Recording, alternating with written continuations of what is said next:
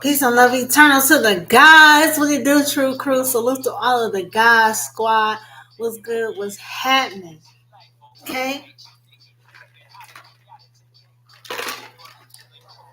Trying to take my water down because we about to be getting these channel messages busting. All right. Tonight we got channel messages from the ancestors regarding the movie Sinners. Okay. A lot of people doing their Easter eggs. A lot of people doing their reviews. A lot of people putting out here their take on it. Okay.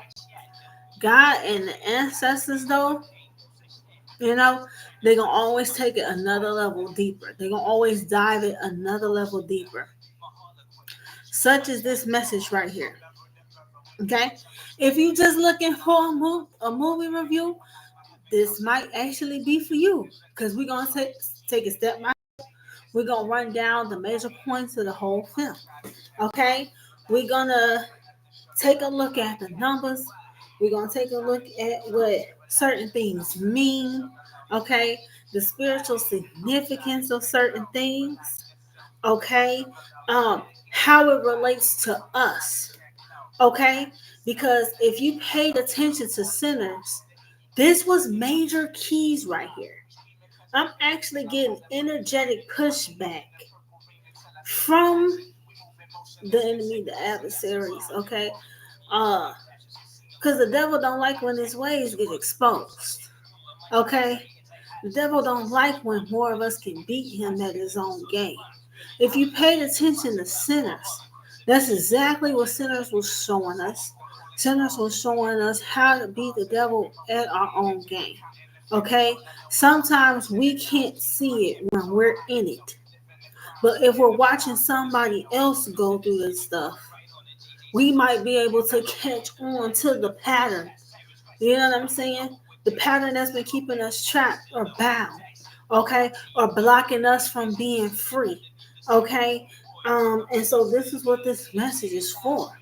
Okay? To help you catch on to the trickery of the enemy. To show you what the ancestors was dealing with in real time and how that reflects down to you, how it hits you karmically, how us as the wise ones in this age, the fire keepers in this age, can actually sidestep the enemy and do it one better. Okay, we can learn from our ancestors in their mistakes. Okay, and I would just like to say a sinner and a saint is the exact same thing. Can we just keep it a buck? Okay, only the saints learn how to sidestep the enemy. So this is what we're getting ready to do. All right, we're getting ready to break this thing down. I got numbers. I got baby, I got notes from this movie. So I'm not gonna even waste y'all time. I got notes from this movie, and then yes, we still gonna pull cards and get card confirmation to confirm. Okay, I hope that this is spiritual confirmation for you all. I hope that this helps y'all heal a spiritual situation that's been going on in your bloodline. Okay, salute to all of the children of the Mississippi Delta. Salute to all of the descendants, you know what I'm saying, of Mississippi elders. Okay. Salute to all of the divine beings that was born, brought, and raised up on the banks of the mighty Mississippi. Let me just go ahead. Okay, I hope this message finds y'all. Let's get it popping. Okay, I'm gonna go ahead and drop the camera. All right, on this side of the screen, you will see my EMF. You will see how the EMF is going crazy. Okay, it lights up. It gives us the confirmation from the ancestors, from the spiritual plane. Okay, so as I say certain things, we already got the Holy Spirit in the building. We already been working. Okay, I already had to say a prayer up over this live stream because I was getting technological interference before starting this live stream. My tech has been acting funny ever since I planned this live stream today. So let's just go ahead and get it popping in. This is it. What? Lucini pouring from the sky. Let's get rich. What? And that was the energy and sinners, right? Because these twin brothers, the whole thing about them and the plans that they would come up with, they was about executing a plan to make some money. This is how our ancestors did. This is how our ancestors do. If you pay attention to our ancestors throughout history, okay, they started different businesses, different companies, different ideas, okay. It just scared some of us becoming entrepreneurs because guess what? Every time you build something up, here they come with a plan to dirty snatch it. Okay, or maybe there was something going on spiritually that was blocking it that our ancestors didn't understand. And so this is what we hear about to dive into so that we can sidestep that so we can have this spiritual inheritance that our ancestors been trying to bring into the bloodlines. So let's go ahead. I've seen sinners twice. Okay. Hold on, let me before I even get started. Divine Holy Spirit, Great Spirit of Love and Life, ancestors, angels, guides, and highest. I say an additional prayer over this here live stream. Please keep the connection sturdy and stable, Holy Spirit. Please block, bind, and banish any and all energetic interference.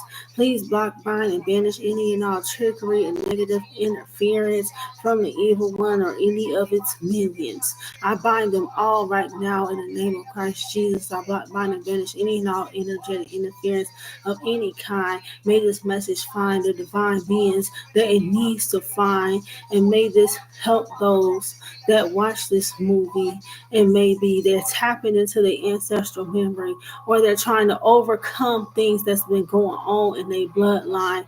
May this message give them some keys and give them some answers and help us all break free. Ashayo, amen. Okay, so whoop, there it is. All right, now I could go. This past weekend, I seen Sinners twice. Okay, I went to go see it both Saturday and Sunday. Okay, I seen it Saturday and Sunday at 1:30 p.m. both days. It's very significant because of the numbers. I seen it at 1:30, 130. So basically 13. The movie theater I went to is Cinema 13 in my city that I live in, which is crazy. Okay? I seen it at Cinema 13. Then when I got my ticket, do you know I was in Theater 13 both times that I went to go see this movie? Okay? So something about 13 for off the rip in regards to this movie. Okay? 13 fours. Okay, 13's having to do with one's personal magic. Okay. Fours having to do with needing protection, okay, or building a base, a foundation, okay. Fours, yeah, protection, building a base, building a foundation. So building a foundation for one's personal magic, or this being foundational or fundamental in regards to how to understand one's personal magic. Okay? All right. So the movie starts off explaining that there are those of us, okay, who are so talented or we make music so pure and so true that it actually has the ability to pierce the veil. Okay? Pierces the veil of space time, bringing in both past elders, okay, and the future generations, all colliding like where the timelines are merging, okay.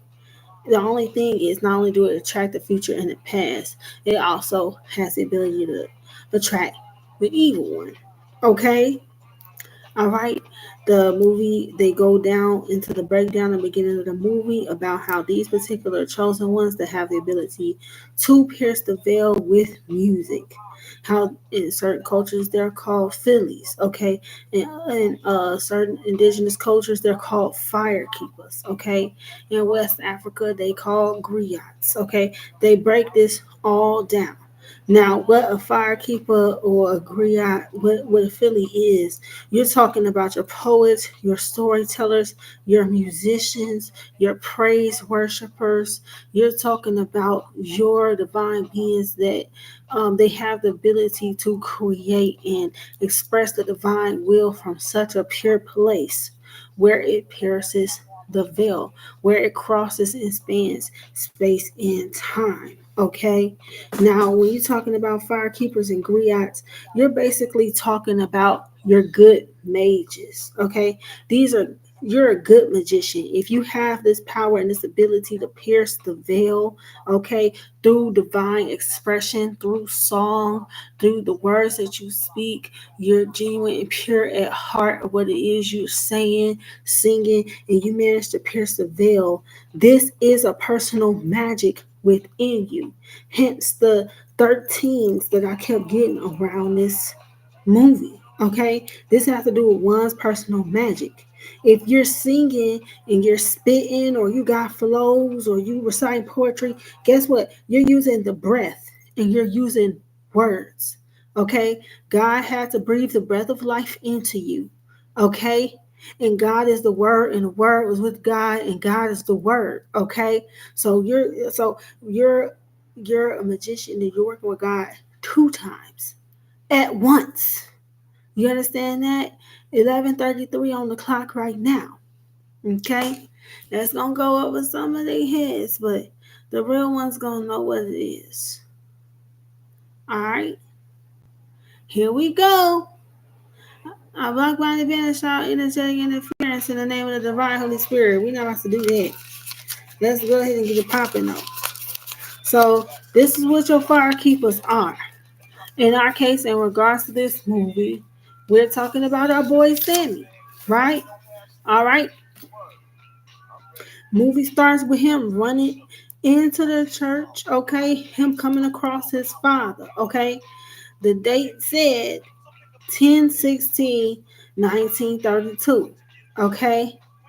When you do the math on the day, you break down the numbers, you add them all up and then break them down, okay? 10/16, so October 16th, 1932, okay? Breaks down to 14/5. All right. So now what's crazy is it breaks down to a 14/5, but 1932 was a universal year 6. That's the opposite of now. Okay? A 9 flipped upside down is a 6. Okay, so we literally have the ability to overcome. 14/5s are about conflicts and challenges in regards to finding your way to freedom. Okay, literally the conflicts and the challenges and the changes you have to endure if you want to find your particular path to freedom. Okay, that's the energy that the movie starts out on. Okay, and the twins talk about wanting freedom, seeking freedom. Okay, Sammy talks about speaking freedom, seeking freedom, wanting freedom. Okay, it seems to be a theme that presents itself. All right, so this movie might actually strongly resonate with you if you're a life path or a personality number 5. If you was, it's 14 minutes on the clock right now. If you were born life path or personality number 5 with a karmic debt number of 14, this could very well be your message, or you very well could relate very much to this movie. Okay, now before I continue, just let me say I relate to this film or what was going on within it because I am a descendant of Mississippi natives. Okay, I'm talking about my grandparents and great grandparents, and they're all from Mississippi. Okay, all right, and some of them actually did. At least one set of grandparents did have their own juke joint on their own land. So when you see a movie like this and you're somebody like me that knows this about your elders and you've been trying to sidestep or figure out what's going on within these bloodlines and how to heal it, this movie was very pertinent for somebody like me. All right, being that this is literally my history. My elders is literally from Mississippi. They literally had a juke joint, like quite literally. Okay, all right. So movie starts off. Sammy, he done went, he done put his work in early. Okay. Jump on the work. Don't let the work jump on you. He said that's what his dad told him. Okay. He after he got done looking for his work, he got done with his work early. Okay. He went about looking for his guitar. He went to go look for his guitar and couldn't find it. Okay. And his dad had it. Okay. His dad was a preacher and had it with him at the church. Now, I find it very significant that the man was looking for his guitar. But when he got done with his work, his father had it, and the guitar was actually up on the altar with his father in the church. Okay? All right? So let's just start there. Maybe the guitar was being blessed, or maybe I think his dad was intuitive and knew something was gonna happen to him. Okay, that could very well be the case. Sometimes our parents know certain stuff is gonna go down, but they can't change, the actions that we take or don't. But they could very well know something might get ready to happen to us. Okay. At any rate, so the same time he talking to his dad in the church, you got the twins that is meeting with this white man, Hogwood. Okay, you got the smokestack twins meeting with Hogwood to buy the old mill.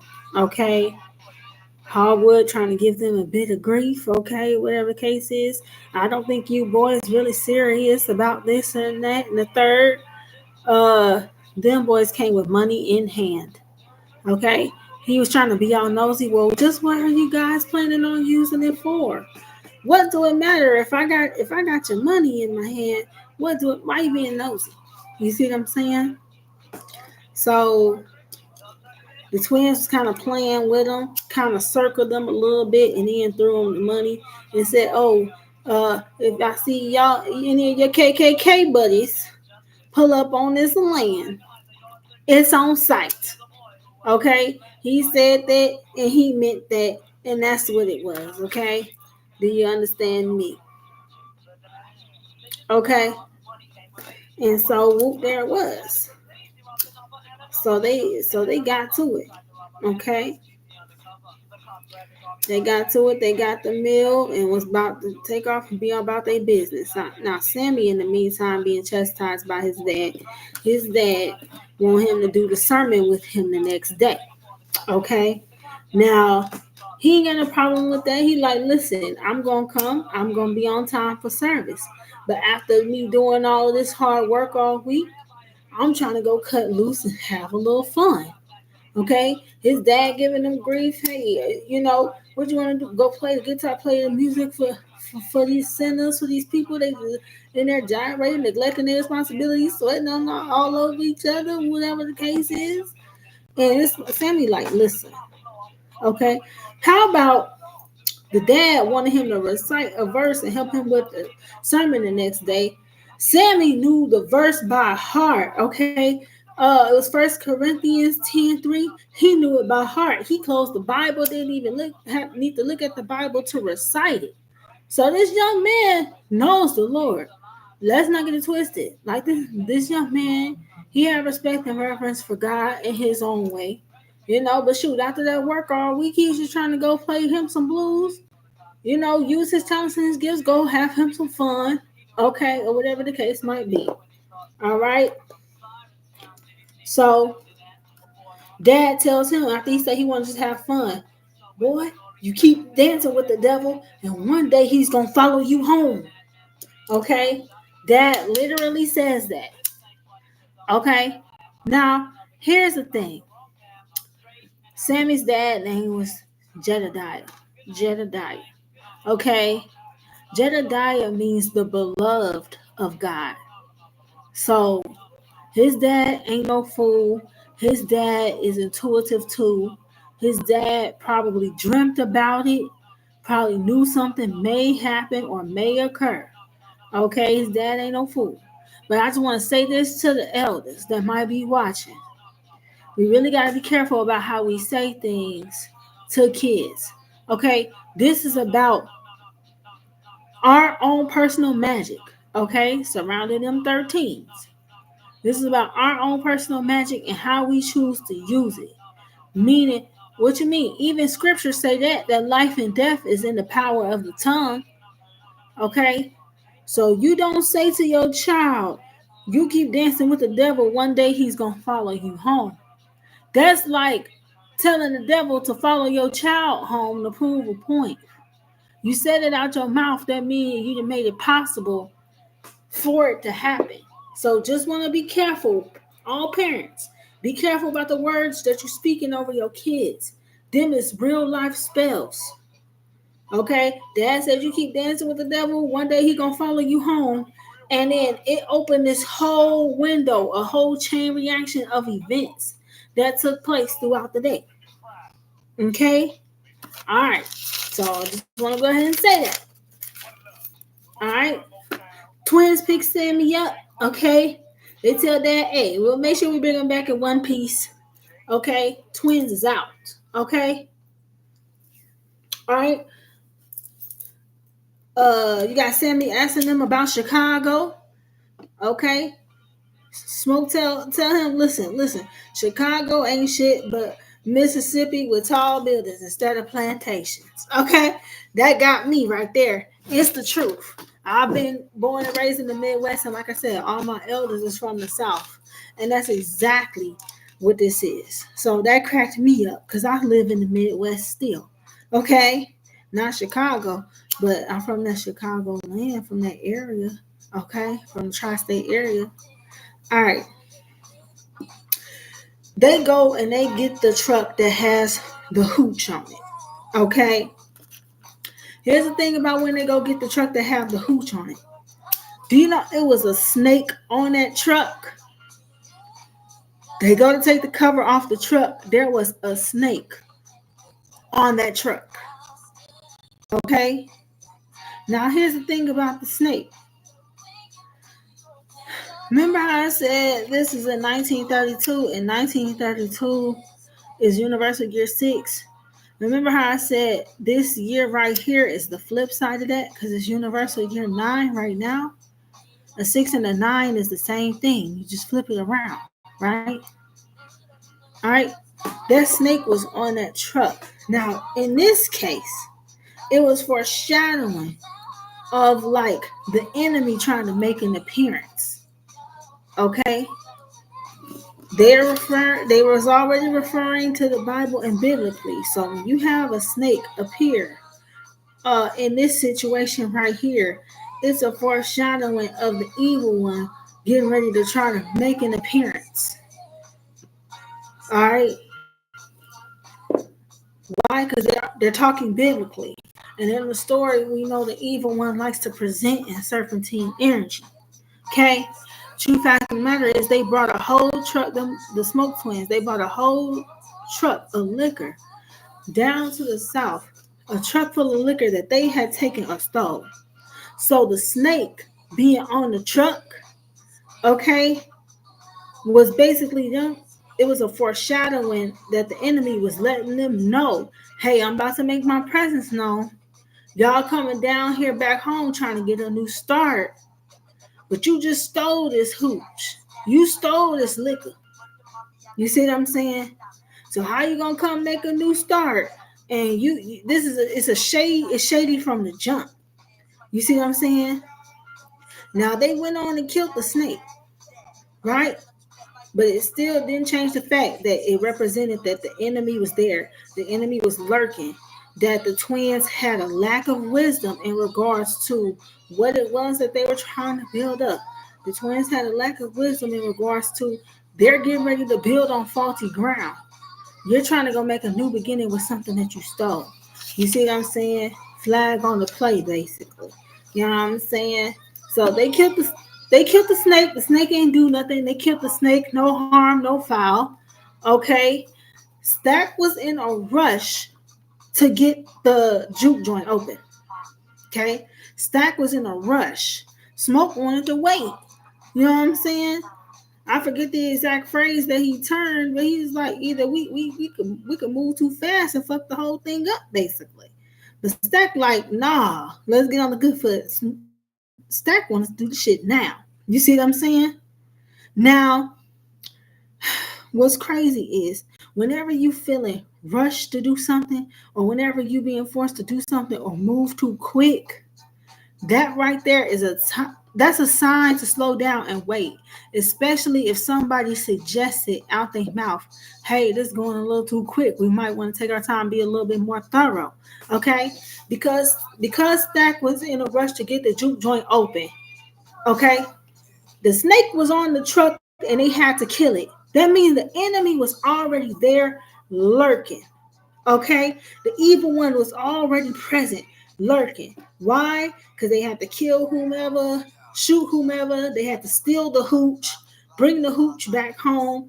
Then they about to use the hooch to try to make money. Okay? It's got the devil written all over it. Okay?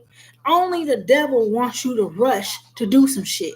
The devil wants you to rush to do some shit so that you miss the signs, so that you don't get the messages to slow down, so that you don't get the messages to change your mind. You know what I'm saying? Your intuition, all of their intuitions was trying to reroute them the whole time. But because they were so dedicated to the mission, just trying to get the Jew joint open, they were so distracted just by that they was missing the signs. Okay? So, and sometimes that's us. All right? I took a especially when I heard in the first when I watched the movie the first time how they one of the twins was like the numbers is always in communication with each other. When I heard him say that the first time, when I went back to watch the movie the second time, I started paying attention to all the numbers. Okay, so I got the license plates. Okay, I got the angel numbers from the license plate, what each license plate mean, and everything.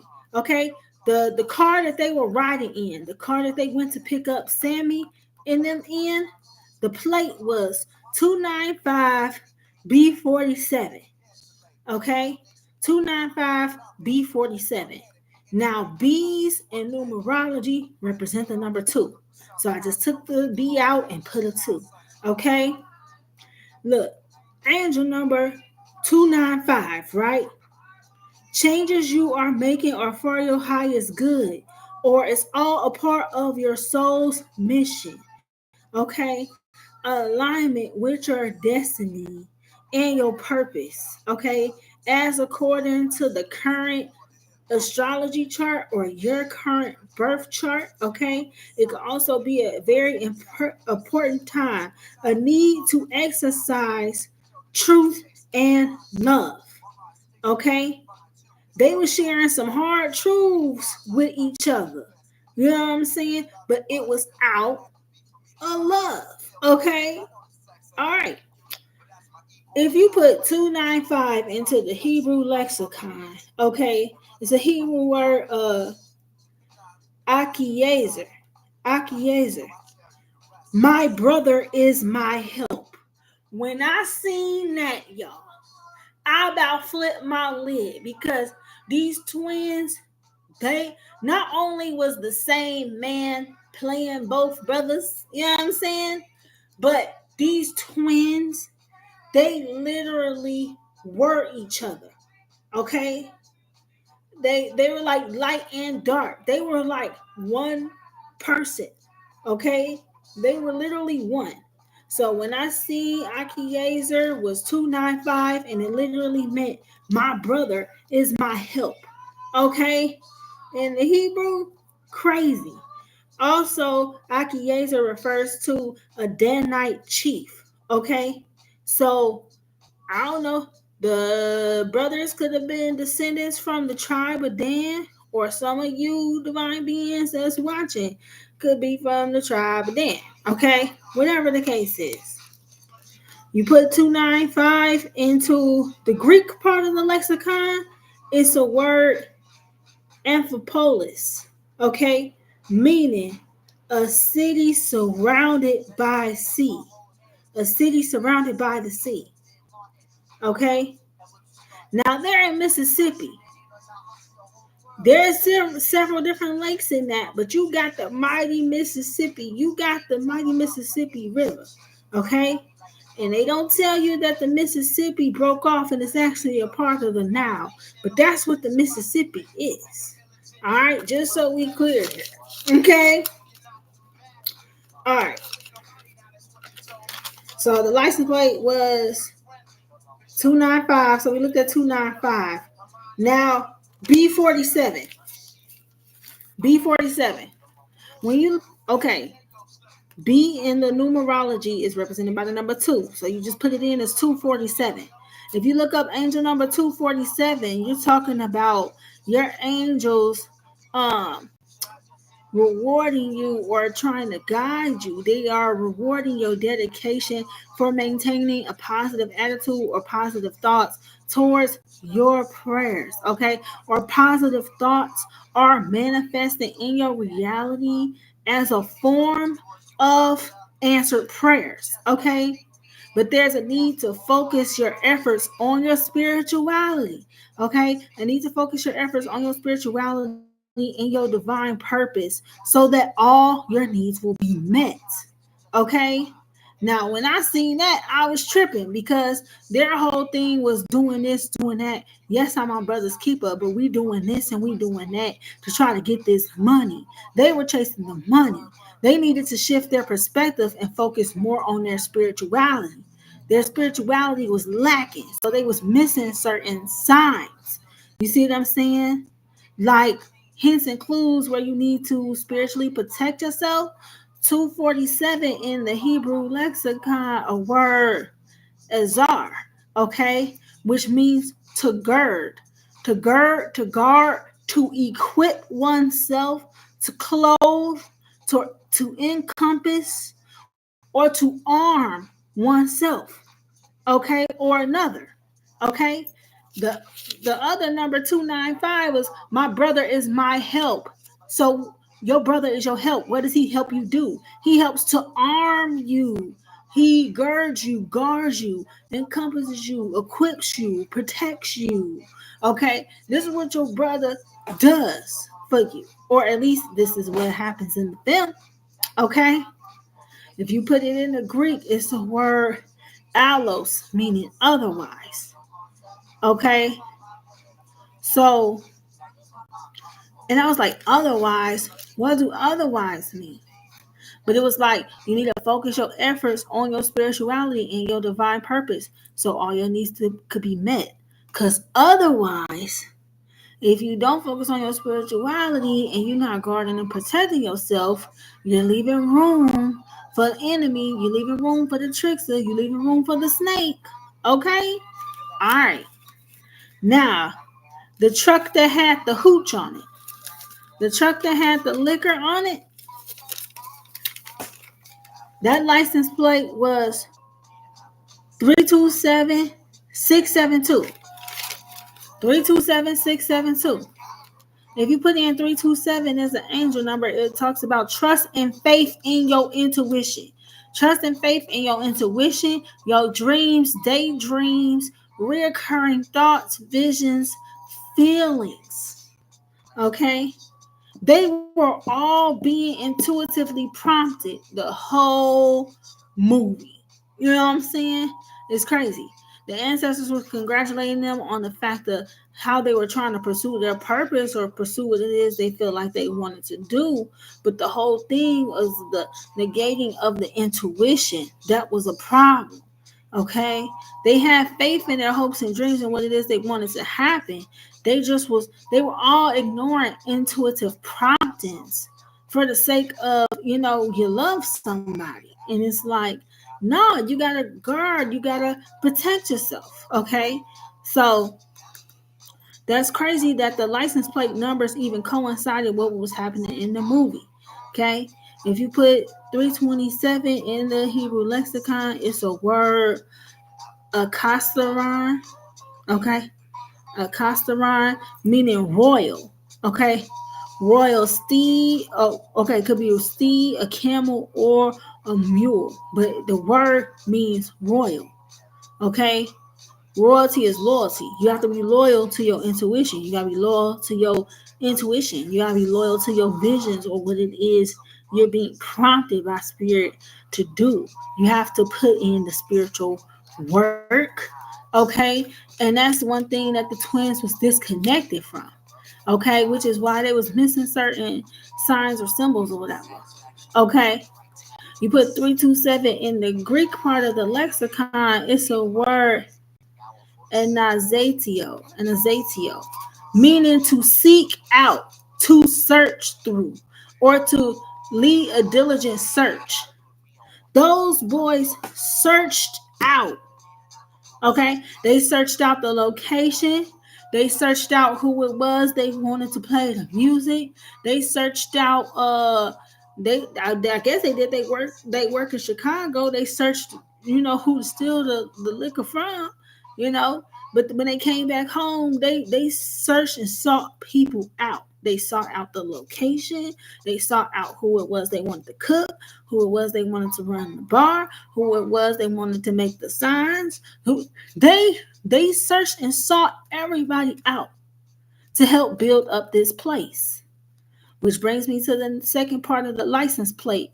Okay, this is the second part of the license plate with the liquor on it. Okay, the last part of the license plate, it showed up fast in the film, but I caught it though. It's 672.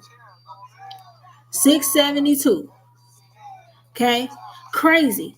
Because 672 as an angel number relates to one's spiritual journey, relates to your spiritual journey, home, family, relationships, and money. Okay, pursuing all of them with passion and persistence and purpose. Okay, so a reoccurring theme about passion and persistence in one's life soul journey or one's life purpose. Okay, you put 672 in the Hebrew lexicon, right? It's the word Epharoth, okay, or Ephrata, okay, Ephratah or Ephrata, okay, which means also a ash heap, which is crazy because the place caught fire. It caught fire spiritually, and then it caught fire for real. So the fact that Ashrata mean ash heap was wild. But also in the Hebrew lexicon, Ashrata is also a place of fruitfulness. Okay? A place where you're trying to gain money or grow abundance or grow fruitfulness. Okay? Also, it's a place near Beth. It's a place near Bethel. Okay? So in the Bible, it's a place near Bethel. Okay? Also, Ephratah is also another name for Bethlehem. Okay? So here they are trying to build up this location. Okay? They thinking it's to just gain fruitfulness or to gain abundance or to gain money. Okay? This was adding unto them and unto their bloodlines spiritual wealth, a spiritual inheritance. You know what I'm saying? Yes, it required a sacrifice. You know what I'm saying? Which they kept negating their intuition around what it was they were all meant to sacrifice. They kept negating their intuitions around it. You know what I'm saying? But It don't change the fact that the Holy Spirit was there. Otherwise, they never would have been able to pierce the veil. Okay. So not only was it a place where they was going to try to make money or gain fruitfulness, it was a place where they would go through a spiritual rebirth there. Okay. Or a death and birth there. All right. You put 672 in the Greek part of the lexicon. It's a word apokorio, which means to go or to depart. Okay. So when you search and you seek out the evil one, you leave the Holy Spirit no choice but to depart. That's A. Okay. So it's like, yeah, you're trying to build this fruitful place, but you're doing it without God, because God can't have control. Or it's not that God can't have control, right? It's just that while we're here on earth, the evil one rules a certain part of the realm. So if you're not building it uprightly, okay, if you're not doing something uprightly, then you're forcing God out of whatever that is you're doing. You're not giving God the room to work it, because you're working with the evil one. Okay, you can't want to build a place that's going to be prosperous and yield you money, but you stole the merch that you're trying to get to prosper. You see what I'm saying? This type deal. All right. This was the things that they need to open their eyes spiritually to look at and see. You see what I'm saying? This is also how a lot of our ancestors got caught up. Like a lot of our ancestors here, especially if you black in America, a lot of our ancestors got caught up in regards to building their wealth, building businesses. Look at what happened with Black Wall Street, right? A lot of our ancestors built up these businesses, but yet the enemy was still allowed to come for them and tear certain things down.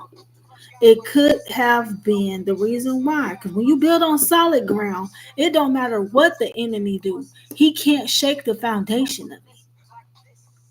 So if businesses was allowed to be torn asunder, it's because they were being built up with the enemy. Either people wasn't building in the upright, and so God saw fit for them to be tested, and it was able to get came for, and so the enemy tore it down. Okay, it's like we during this time frame we kept making certain mistakes over and over. Us, our ancestors, they kept making certain mistakes. They kept negating their intuition. They kept they kept on. You see what I'm saying? Doing certain things. You can't build a prosperous business and you stole something from somebody over here to build the business. That means when the enemy comes for you and tests you, your whole foundation can crumble. And it crumbles rightfully because you invited the enemy to it. You see what I'm saying? It's real out here in the field. Okay? So, boom. So here we go. Back to the movie. Okay? You got Smoke and Stack out here gathering the people, gathering what it is they gonna need. They out here seeking out the people that's gonna help them, right? Okay. They at the store. Bo like, hey, what y'all gonna have? He said, I got cards, I got dice, we even got a roulette. Right? Now here's the thing about it, right? Here's the thing about it. Cards, dice, and roulette. That's all odds, luck, and chance. When you're looking at this from a spiritual point of view, he said he even got a roulette. Okay. What? Okay. Where'd you get this roulette? Okay. A roulette in a spiritual sense, though, you're talking about the wheel of fortune. Okay. But the thing is, when you building with the devil, that's the point. You're leaving everything to chance. You could come up. You might could, but just as much as you could come up, you can also lose. Okay? That's why the devil needs you to make him a deal. Okay? Whatever it is you build up, whatever it is you put on the table, you might could double it or you might could double your trouble. And that's just how it goes. It's karma through choices, through the actions we take and the choices we make. Now, he said they even got a roulette. When he said that, I looked up what the odds on the roulette. Okay? It's like 111 or something odds or something that you can win or something. But the whole thing about it is there's only certain numbers that are very likely to hit. Okay, I looked up the numbers because the twins said it. Numbers always in conversation with each other. Okay, all right. When he had the girl out there watching the truck, you see what I'm saying? He had the girl out there watching the truck. He was teaching her how to negotiate a deal. Okay, but here's the thing about the devil. The devil is the one that wills and deals. You see what I'm saying? But when you're dealing with a roulette table, you got certain numbers that is usually the ones that hit 7, 17, 23, 19, and 21, or numbers that surround 20. Okay? And what's crazy is you betting on red or you betting on black. Okay? Most of your trickster spirits or your trickster energies, this is your red and your black. Okay? That's very interesting that the roulette wheel is mostly red and black. And your trickster entities mostly wear red and black. Or at least in black cultures. Okay? Alright. But the twin in there talking to the Asian couple, trying to get them to be down, make the sign. Okay. I noticed that everybody was black except for two people. Two or three people. Mary, okay. Mary was white. And then you have this Asian couple right here that the twin was talking to. Now, they were the only ones from the East. Okay. Which is important. Okay. This whole movie is about divine expression out of the mouth. Okay. East, air, speech, the words that you speak. Okay. Your expression, air. Okay. Guardians of the Watchtower of the East. Okay. Very important because it's the Asian lady that says something out her mouth. It is the Asian lady.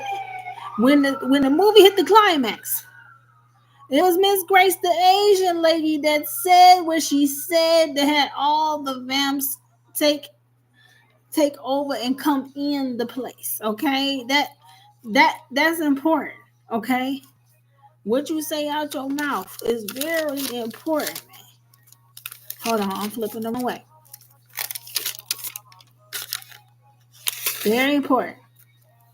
Okay, so they on their way to gathering the goods. Stack tells Sammy to go ahead and play the guitar. Okay, he tell him to play the guitar and sing, right? And this is after he just got done teaching the boy, or telling him rather, how to go about eating the eating the coochie. Okay, he telling he giving his little cousin the game about how you want to do this and how you want to do that. And then Stack tell him to go ahead and play and sing. And then Stack say, "Ooh, we gonna make some money." Okay, and so Stack, this is your animated twin. Okay, he the one with the red on. Okay, he's the one. I'll say he is the I'm gonna say he the shadowy twin, okay? Or let's just say Stack was the one that the devil had the most access to, or could get to at the fastest. Okay, is the best is the best I could say that. Not to say that he was bad, okay? But Stack do crazy stuff, like lie randomly. He lied about guitar being Charlie Patton's. We don't find out to the end of the movie, but when he was in the car teaching his cousin, telling his cousin how to eat the poom poom, telling him go ahead and play, we gonna make some money. Then he lies to his cousin, okay, telling him the guitar Charlie Patton's when it's really his dad's, okay. You see how real quick how the devil was just lurking the whole time? You see how the devil was just weaseling his way around that, coiling his way around that shit the whole time? Okay? You over there lying to your little cousin? You know what I'm saying? It's the influence. You know what I'm saying? You was influencing your cousin to seduce. Influencing. You see what I'm saying? Influencing him to hold on to something he didn't have to with a lie. You see what I'm saying? It's the influence. And this how you know it's the devil lurking. This is how you know it's the devil.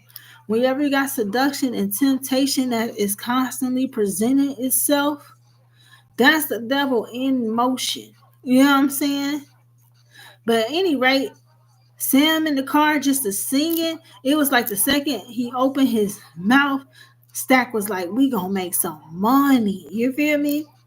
Now, they pull up, on Delta Slim, okay?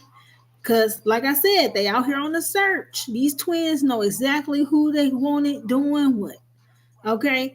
And they know if you're going to play the blues down at your club, you got to get this young boy, Sammy, who's a young genius, and you got to get Delta Slim. Okay? So they pulls up on Delta Slim. Delta Slim going to say, look what the Chicago, it looked like the Chicago wind blew your ass back in.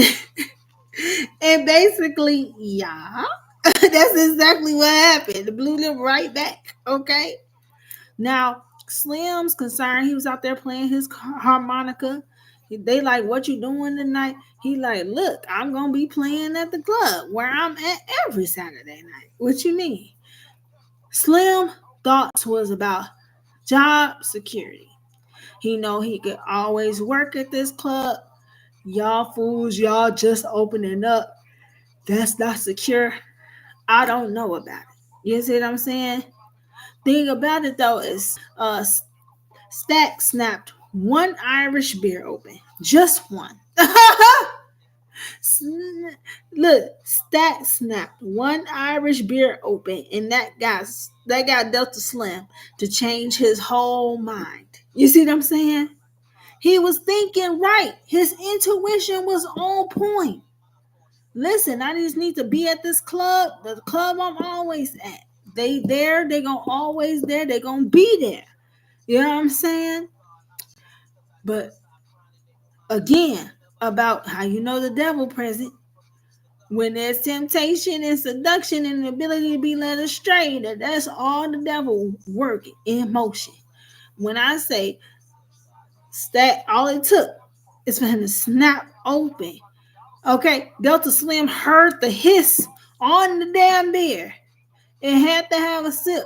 And after that one beer, changed that man's whole damn mind. Okay? Everybody was getting intuitive hits. It's just that everybody was negating the intuitive hits they were getting. That's what I'm saying. Slim knew better, but hey, you know, everybody just like dancing with the devil, apparently. Apparently, it was something up here with the Irish and Italian liquor that had a specific spirit on it. Okay, this specific devil had attached to it a vampiric type of thing. Okay, and see, this is why you got to be careful about when you take other people's shit. When you touch other people's things, when you mingle yourself with other people's money, you attach yourself to they demon or they devil that is attached to said thing, said money, said energy. You see what I'm saying? Them boys got that beer from Irish and Italian mobsters. They robbed sides and made it look like each other did it. Okay? So you talking about this gangster mentality, this mob mentality. Well, them demons or them spirits on that liquor, when he got to turning them vampires, they had that same mob mentality. They had that same mentality as the people he stole that shit from. You see what I'm saying? But let's keep it moving. All right. All right. So at any rate, cuts back to Smoke. Smoke's still at the store. Smoke is negotiating now with Grace. You know, numbers always in conversation with each other. Stack is not negotiating with Grace, trying to get her to do the sign. They throwing numbers back and forth, you know, this and that. They land and they meet and agree on 1450. 1450 for the sign and whatever else it was she was gonna do for them. They landed on 1450.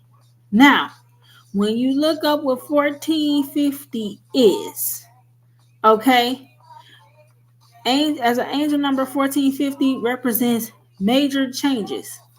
That's also important because the date, the date that we're talking about, the date in the movie, the next morning when Sammy walks into church, it was 10/16.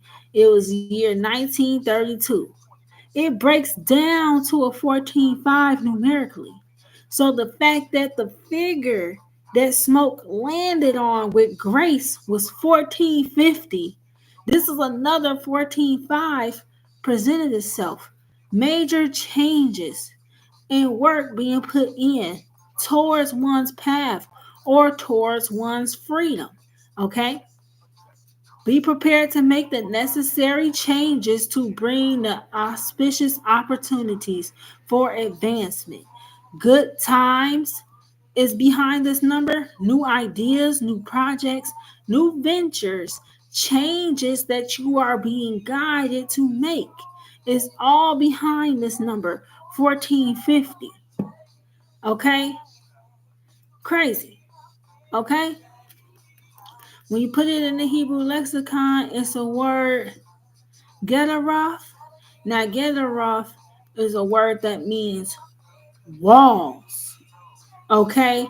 It's crazy because he's talking to Grace now to get a sign, right? That he's going to hang up outside. But Grace is also the one. She threw a Molotov cocktail and it took the wall out. It lit the wall on fire. So it's crazy. It's like the numbers is foreshadowing what the fuck happens in the movie. Okay? Then when you put 1450 in the Greek part of the lexicon, it's a word eguos, which means surety, a sponsor, surety. Smoke went to them people and went into their store because he was sure he would be able to get her to, help them, sponsor them, make that sign, whatever it is. He went there with certainty, with surety. Okay? Okay, so I'm flipping the wrong way. So now listen, Club Juke. Club Juke is an event. All right. So you got Stack out there with Sammy. They talking to Delta Slim. Okay. He announces, oh, yep, come by, y'all. Club Juke is going down. Okay. We're going to have us a battle of the blues. All right. Now, the thing about this, when I thought about it, when he said battle of the blues, it's like, what the hell's the battle of the blues? Okay. What you doing? Fighting over who's best at being the saddest or who's best at being the deepest about being sad? Okay. Or fighting to heal past traumas, the best at fighting to heal past traumas, okay? Or the one that's best at keep running into the same devil. I mean, because that's all you talking about when you singing the blues, okay? That's the whole thing. All right. So he said a battle of the blues, that was real interesting. Okay? Because who battles to be blue? Okay? Unless you're fighting for the healing, okay, then you're fighting the wrong way. Okay?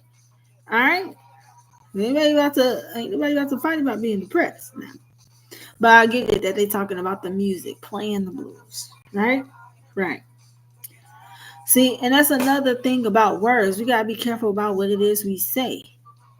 Okay, because you playing the blues, You can make yourself blue. Do you get what I'm saying? Or if you always listen to the blues, you could be attracting to yourself situations to make yourself more blue. Do you get what I'm saying? Something like that. Now, don't believe me that it's crazy about these twins and that they're the same fucking person. They named this place Club Juke. What's crazy is when you break it down numerically, the word club numerically, you're talking about 3332. Okay? 3332. All right? Club Juke is 1325.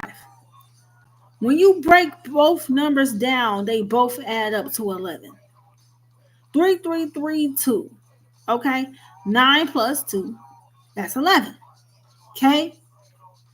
1325. 2 and 5 is 7.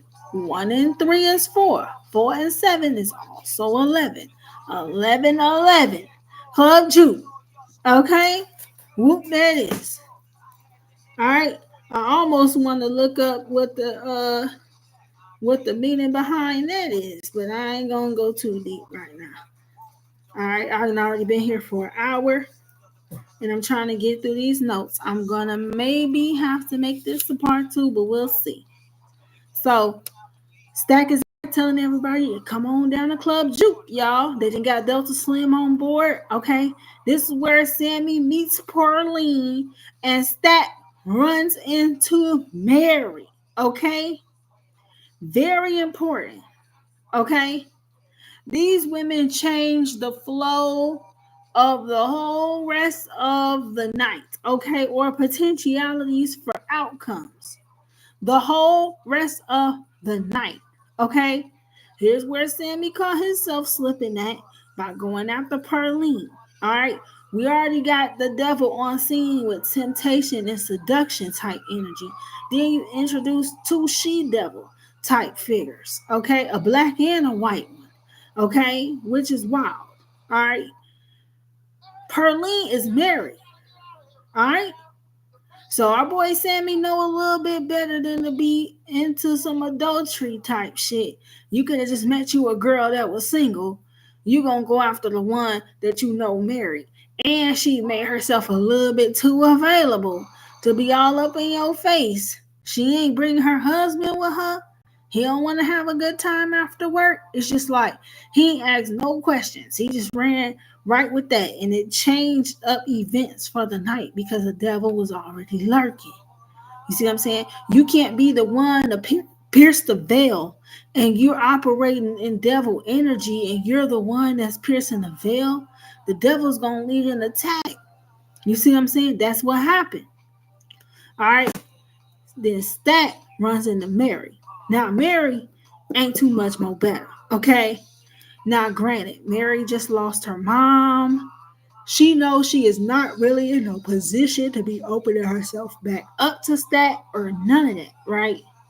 But I ain't gonna lie to you. Mary, she was given like, what's the energy? Even though Stack was trying so hard to like diss her and play her, she still could not go on about her business. Even though she knows she needed time, she knows she needed space, she knows she needed to heal. She was just hurting that bad where she would just rather be around out of familiarity or whatever the case was. All right. Very interesting. The train that was behind Mary when she ran up on Stack and started talking crazy to him, okay? The number on the train was 2541. Okay, again, another angel that has to do with you having trust and faith in the changes that you're making or considering for your future, for your path. Mary was not supposed to be there. This is what happens when you just following somebody. You know what I'm saying? Mary was on her way out of town. Mary, how could you go out round and hurt me so? I tried so hard to please you back. Okay, whatever the case is. Mary was supposed to be her ass on the train, is the point. And she is one of the key factors about how the vampires even ended up all in the club. Okay? She was one of the key motherfucking players. She was the first one that got turned and then the first one to infiltrate the fucking club. You see what I'm saying? Like, stuff would have went different had she just got her ass on the train and took her new beginning to wherever the hell she was going. You see what I'm saying? But she allowed herself seeing Stack just to change and derail everything. Okay? When you put in 2541, when you put in 2541 in the Hebrew lexicon, it's a word kamatse, or kamatse, meaning ruthless, meaning oppressor. This is the number in association with the white girl. It don't get no better when you put it in the Greek. When you put it in the Greek, it's a word keasaria, and it's a word that means severed. Okay? A ruthless oppressor that was sure to sever you and your crew from the spirit or whatever. It is the words in association with her was just not that great. You see what I'm saying? It's like she changed and derailed the whole situation. She changed not just her life, but she changed how stuff would not have went at that club. You know what I'm saying? So, but you see the devil lining it up, right? Because she is supposed to get on the train and leave. The devil used that in that instance to influence her to stay so that he can use her to infiltrate the club. Do you see how the enemy was working this shit? Okay, so boom. You know what I'm saying? Anywho, Delta Slim gets in the car. He driving with Stack and Sammy. Okay, they see the chain gang out there. Slim gets to talking to Stack and Sammy about how they all played together, how what happened to his best friend Rice, how uh, after they was used by the prison guards to make the money or whatever, they was taking their money, figuring out what they was gonna do with their life. They killed Rice, who was trying to build a church. Okay? They robbed him. He was killed by a conductor. He was out there trying to leave and get on the train. He was killed by the conductor. Okay? And all like this. And the man was trying to build a church. Okay? And Slim, after talking about it, defaults into, you know, a real hymn-like love melody. You know what I'm saying? For one, it highlights how we use music, singing, dancing, or even smoking, drinking, sex. This is how we cope or deal with pain. The singing, the music, and this and that is to make the pain bearable, or this is how he made it through those moments, right? But also, him telling the story about what happened to Rice. Okay, the man was trying to do the right thing. He was trying to take the money, leave, and go build a church. Okay, they killed him. Now you see why it could have been hard for our ancestors to make certain decisions. Because every time you go towards God, every time you try to do the right thing, every time you're trying to build something up for God, this is when they come at you, possibly kill you. It was like they was trying to box our ancestors in to work and build for the devil only. Like they didn't have a choice. You see what I'm trying to say? And so that's a hard thing. So you wonder why keep drinking or why keep sinning or why keep on the path you on. Because every time you hop on the path to try to do right, they kill you. You see what I'm saying? Or they attempt to. You see what I'm saying? This is the kind of stuff that have been going on here. All right. At any rate, you know, they break out into a song together. Sammy start playing and start singing. They break out into a song together. They get on down the road. Okay, running the cornbread and his wife. Now, what's interesting is they didn't ask no questions. All they cared about was the money.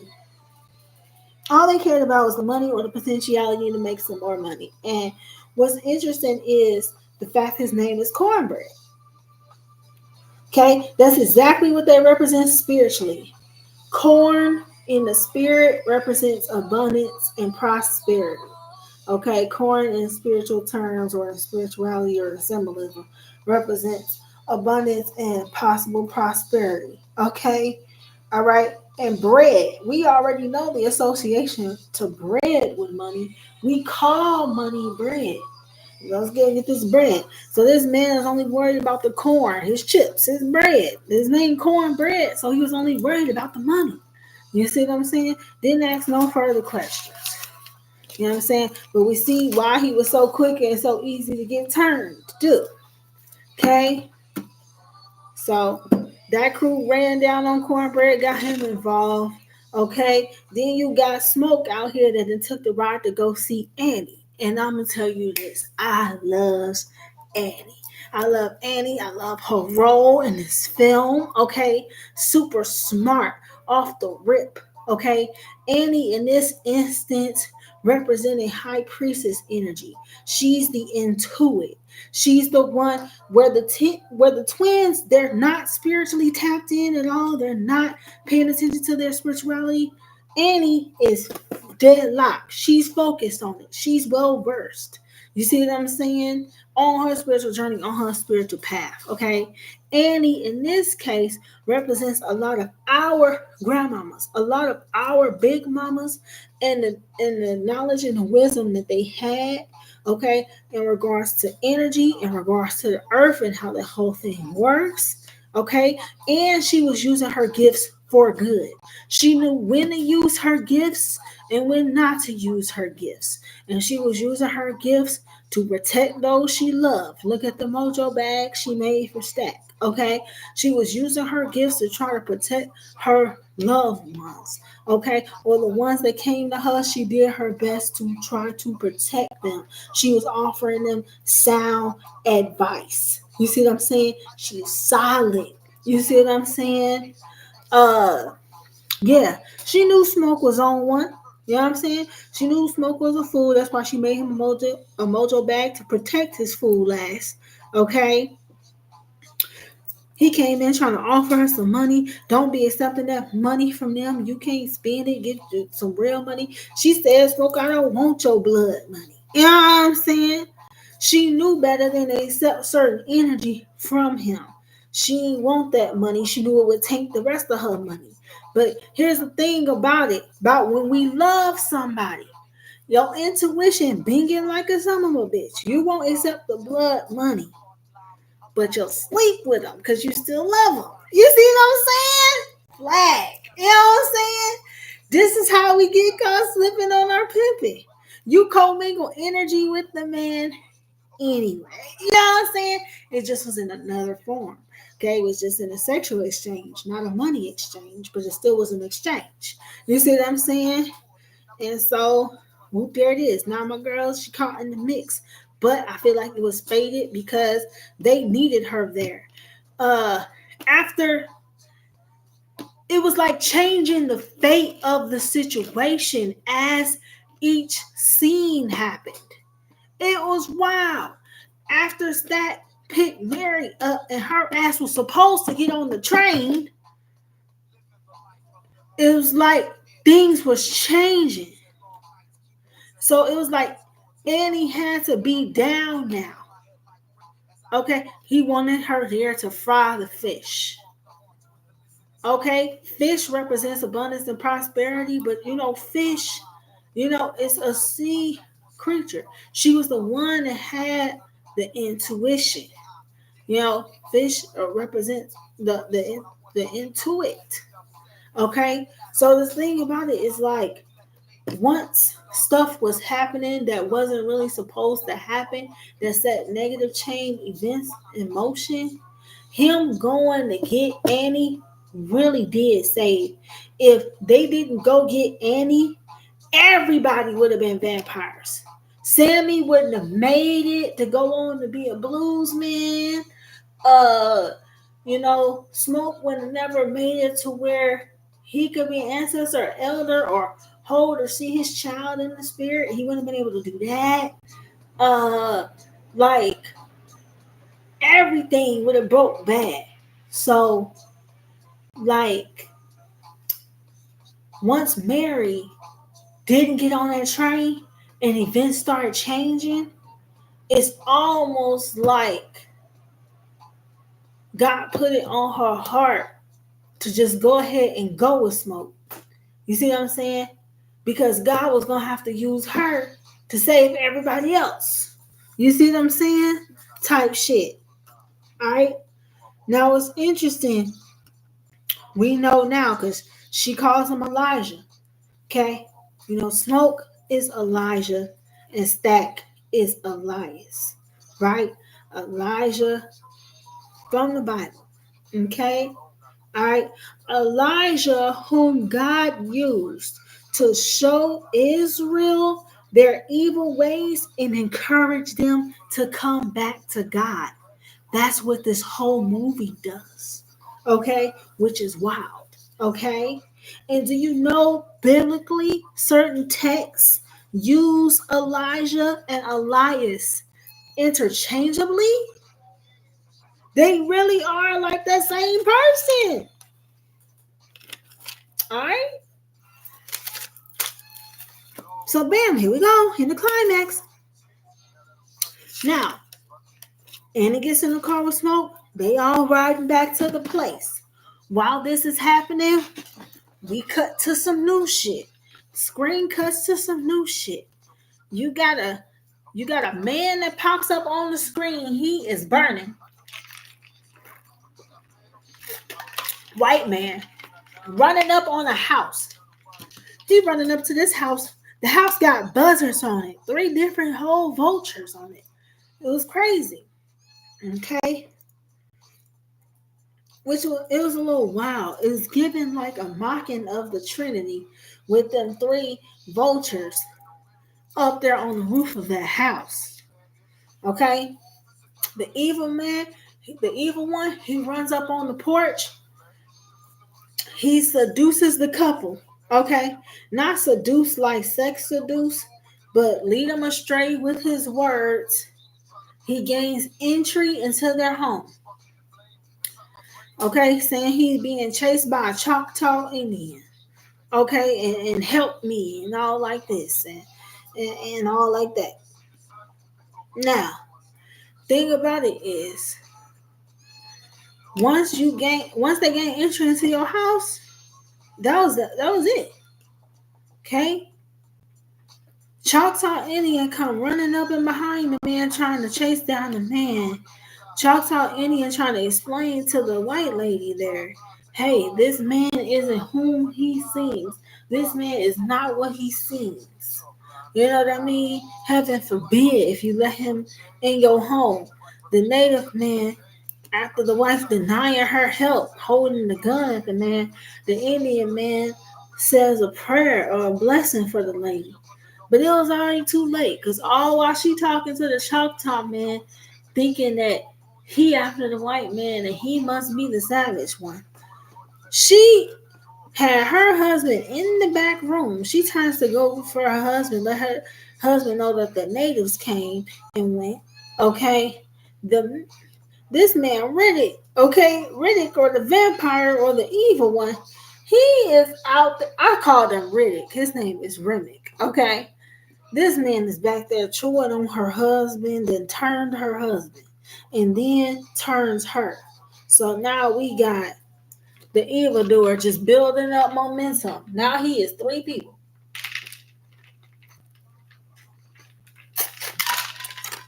You got the evil one. He just built up momentum. He is now 3 different people. Okay. And here's a big lesson. Sometimes what seems righteous can be savage, and sometimes what seems savage can be righteous. Okay? It be your own peoples. The whole relying on white and black and white and black. Okay? She listened to what the white man told her, but the white man was the savage that came to her home. Okay, she didn't listen to the Indian because that Indian man isn't like her, but that white man is who turned her and her husband. You see what I'm saying? Whatever, like this. What's crazy is the scene cuts back to the bar. This one we finding out it's a full moon out. It is a full moon rising out this motherfucker. Like so seriously. So seriously. Alright. It's the Saturday before the Sunday morning or whatever the case is. Okay. And what's crazy is if 10/16 was the Sunday morning, okay, that means 10/15 or October 15th was that Saturday night, okay? And when you break down the whole date, it breaks down to a 13/4. Remember how I got them 13/4s in the beginning? Okay. Mary wasn't particularly vulnerable because she had lost her mom. Okay. The evil one, Mr. Remick, he knew that. Okay. The devil tends to attack those that lose their parents. Okay. Just because they're hurt and they're not thinking. So they're able to be swayed. Okay. Remick, Remick, the vampire, the evil one, the leader of them, he exploits this within Mary in a little bit. Okay? And racism is a tool of the devil, right? Here in this movie, and this movie highlights this so well. Racism is a tool of the devil because it exploits likeness and the need to belong or feeling like you need to belong. Okay, and it can have you going against the very thing you need or the very thing that God sent for you to help you. It will have you going against that just because that person isn't like you. Okay, easy tool, easy trick for the devil to be able to use. It's still being used on the world stage even right now, today, right? Right? The twins tried their best to keep Mary safe, but she just would argue. She would just be arguing and going back and forth and fighting them on everything. Okay, that's what I'm saying. You're not supposed to be there. You were supposed to be on the train in the first place. She kept arguing with the twins. She made her second bad choice and third bad choice. Okay, because in a few, this is when she now the three vampires approached the club. Okay, singing and carrying on. All right, they like, no, we not letting y'all in here. You know what I'm saying? Y'all get on down the road. We can't have none of that. Whatever the case is, Mary wants to go up after them. It's Mary that chooses to go up after them. It's Mary that accepts an offer from them. Okay, it's Mary. She's the first one that gets turned. So it's like, man, like, and she was supposed to be on the train. She was not even supposed to be there. Do you get what I'm saying? But I digress. Okay. Sammy and Slim, however, they have tapped into this magic. Okay. And Slim was telling Sammy that what they do is magic. You see what I'm saying? They have brought down the house. Take me in your arms tonight. Okay. They have brought the house literally down. Okay. Now, what's crazy is I looked up Samuel just out of curiosity, right? This is why this boy's name is Samuel. Samuel means God has heard. Okay? Samuel means God has heard. So this is crazy that Sammy is the character that is able to use his voice to pierce the veil. Okay? To pierce the veil of life and death. Because God hears him. You see what I'm saying? It was proof. God hears him. Okay? So he over here singing, Take Me in Your Arms Tonight. He brings down the whole house. The whole thing, the reason why it attracted the devil.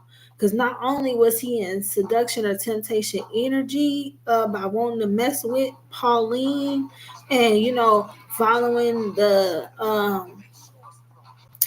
let's just say, wayward advice of his cousins, right?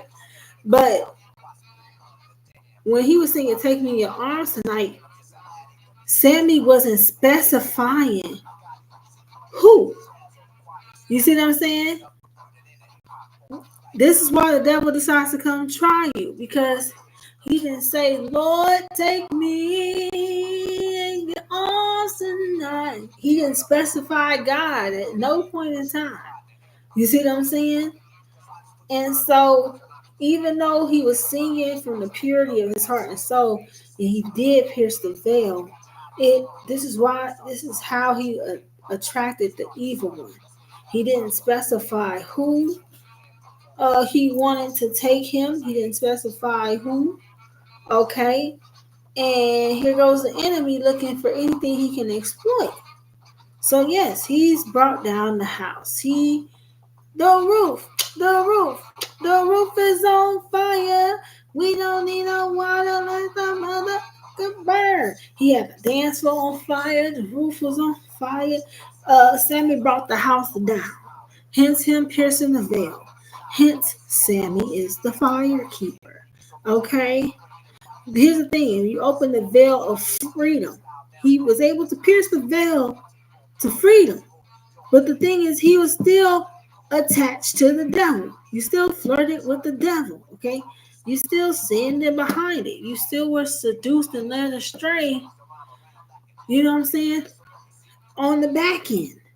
You know what I'm saying? So it's like God's gonna shut it down. You know what I'm saying? It's gonna hurt. It's gonna be a crazy lesson. But God has to shut it down because you pierced the veil to freedom, right? But you still attached to the evil one, okay? And that's like trying to free the devil. You know what I'm saying? So yeah, you pierced the veil to freedom, but you're still too attached to the evil one. So we got to send the evil one. Now you got to get tested. Now the veil has to, you know what I'm saying? We got to close the veil, or we got to do whatever it is we got to do, or you got to rectify it, however you got to rectify it. Now you got to learn the lesson. You know what I'm saying? Now you get the test and you get the lesson. You see what I'm saying? So that next time, hopefully it don't be like this, because we can't free the devil. Okay? The devil that's been working double time to keep everybody trapped. Ain't no way God is gonna let you pierce the veil and let him use you to lead him to freedom. That's God gift God gave you. You see what I'm saying? This don't work like that. Okay? But Remick and his vampire crew of 3 shows up singing this Pick Paul Robin clean. Lord, you talk about giving me the heebie-jeebies. You talking about them popping up singing Pick Paul Robin clean. Do you know what the lyrics to this song is? Y'all should pull up the lyrics to Pick Paul Robin clean. Okay? Crazy. But I'll just tell you like this. The song is associated with black people gambling, black people cutting jokes at each other, shooting the dozens, we call it, right? The desperation of a black man willing to do anything or whatever for money or to survive, okay? Including disrobing, either stripping or disrobing, like you robbed somebody. Give me your shit. You know what I'm saying? Strip, take it off. Give me that, okay? Disrobing for the sake of stripping or robbing, okay? But the thing is, and he really wanted a family though. The lines kept coming back to, but yeah, I want a family. Okay, so it's like you want to gamble, you want to rob, you want to steal, you want to do this, you want to do that, you want to do that, just to have somebody call you family. It was a little wild. Okay, when I put up the lyrics to Pick Poor Robin Clean, I was like, whoa, you know what I'm saying? That's out of line. The devil was basically clowning them singing that song, but they didn't even catch on to it all the fucking way. You see what I'm saying? Like, what do you mean? He showed up singing Pick Poor Robin Clean, but we just want to be family. No, you just wanted that young man's gift or control of that young man's gift. Okay? The devil was clowning them with that song. They didn't really pick up on it. Okay? But here is where you see their angels, their guides, or their spiritual guidance start to take over for them as best as they could. Here's in the film where shit hits, shit gets a little different, and tries to take their spiritual guidance tries to take over for them in the best way possible. Okay, after Sammy is riding this crazy high, right? Sammy's riding the high. He just tore the house down. He just pierced the veil. He's feeling good. Okay. Then got him some, this, that, and the third. Okay. Smoke is trying to talk his cousin down. He say, I know plenty of musicians and they never met a happy one. You see what I'm saying? He's trying to explain to him the nature of the game. They're not really happy. Okay, your father is a preacher. Or you need to, sing some church music. Do that. Okay, you want to go to Chicago and this and the third? No. His cousin Smoke start telling him about Mount Bayou. Okay, a prosperous black community. Okay, trying to get his cousin to leave the blues or leave the fast little life behind. You know what I'm saying? But you telling this boy this and he already riding high. See, you know what I'm saying? You know? But this was the ancestors trying to use Smoke to talk to Sammy. Listen, yes, this feels good in this moment. But ain't none of these musicians out here really truly happy. You know what I'm saying? You singing, you using your gift out here, piercing the veil. You need to be singing church music. You need to be singing to God. You need to be using this gift to lead people to the Lord. That's what you need to be doing. You know, this is what the ancestors was trying to use Smoke to tell Sammy. Do you get what I'm saying? But you know how it is. Shit don't really click until it click. You know what I mean? After that, the brothers is having a discussion about the till, how the numbers is a little off. They made some. They just didn't feel like they made enough. Okay. And that's another strike right there. Okay.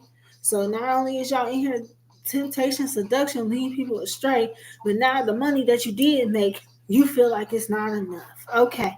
All like this. So the devil is nearby lurking, listening. He just taking notes. He know he can use that. Them boys need some more money. You know what I'm saying? So when he showed up singing Pig Float Robin Clean, I got good money I could spend with y'all. Is the energy he was putting to it. Okay? You know? But after they count the till and they figure out they ain't made enough money, this is when Mary decides. Again, it's about the choices you're choosing.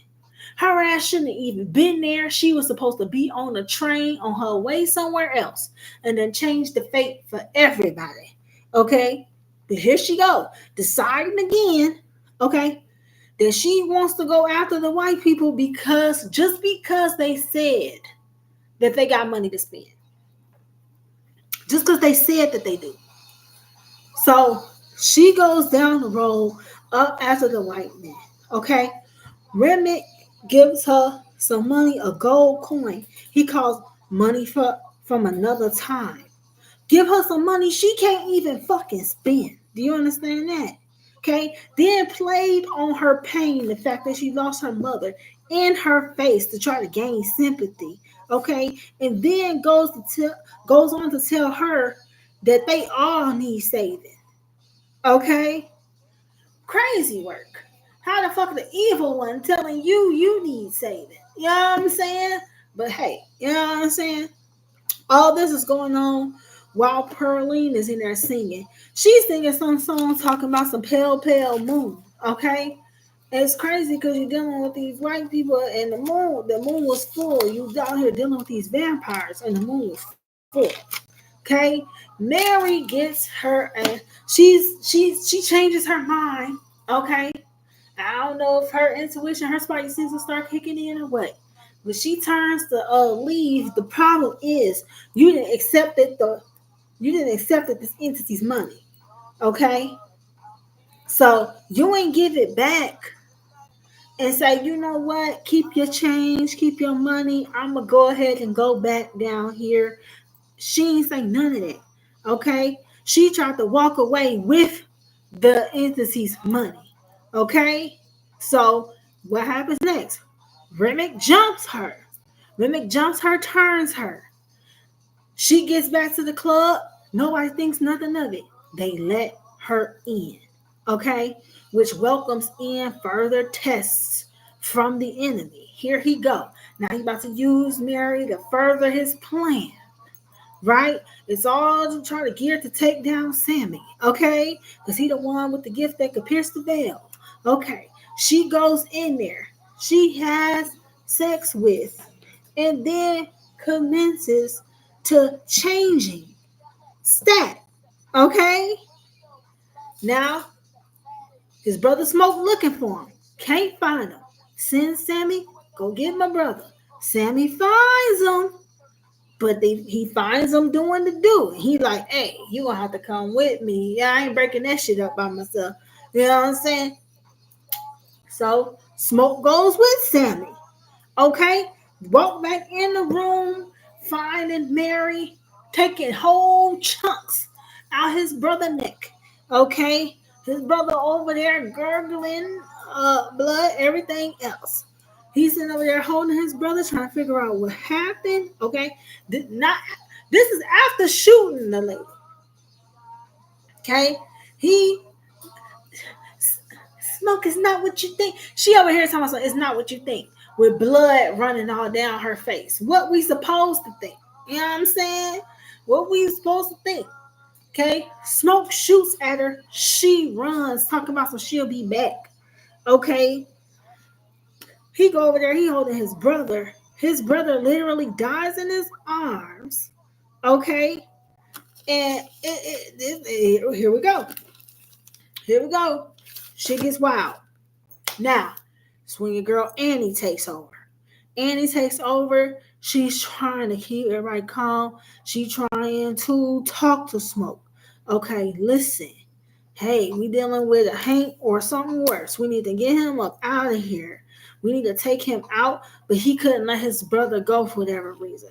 But she goes into Mama Bear protection mode, okay, trying to protect everybody, telling them what needs to happen on a spiritual front. She tells Slim to keep everybody out, meaning keep them from coming to this back room. Slim must didn't hear her right. He kicked everybody out the club. She didn't say kick them out. She said keep them out. That's two different things. Okay? So Slim says, sorry, y'all. Dismisses everybody. Not everybody is out there being free lunch for the evil one. Okay? He done turned the whole club because he sent them out the door. And he was trying to tell Smoke, we need to take your brother outside. But he couldn't let his brother go, okay? She was going to keep everybody there in the club to protect them, right?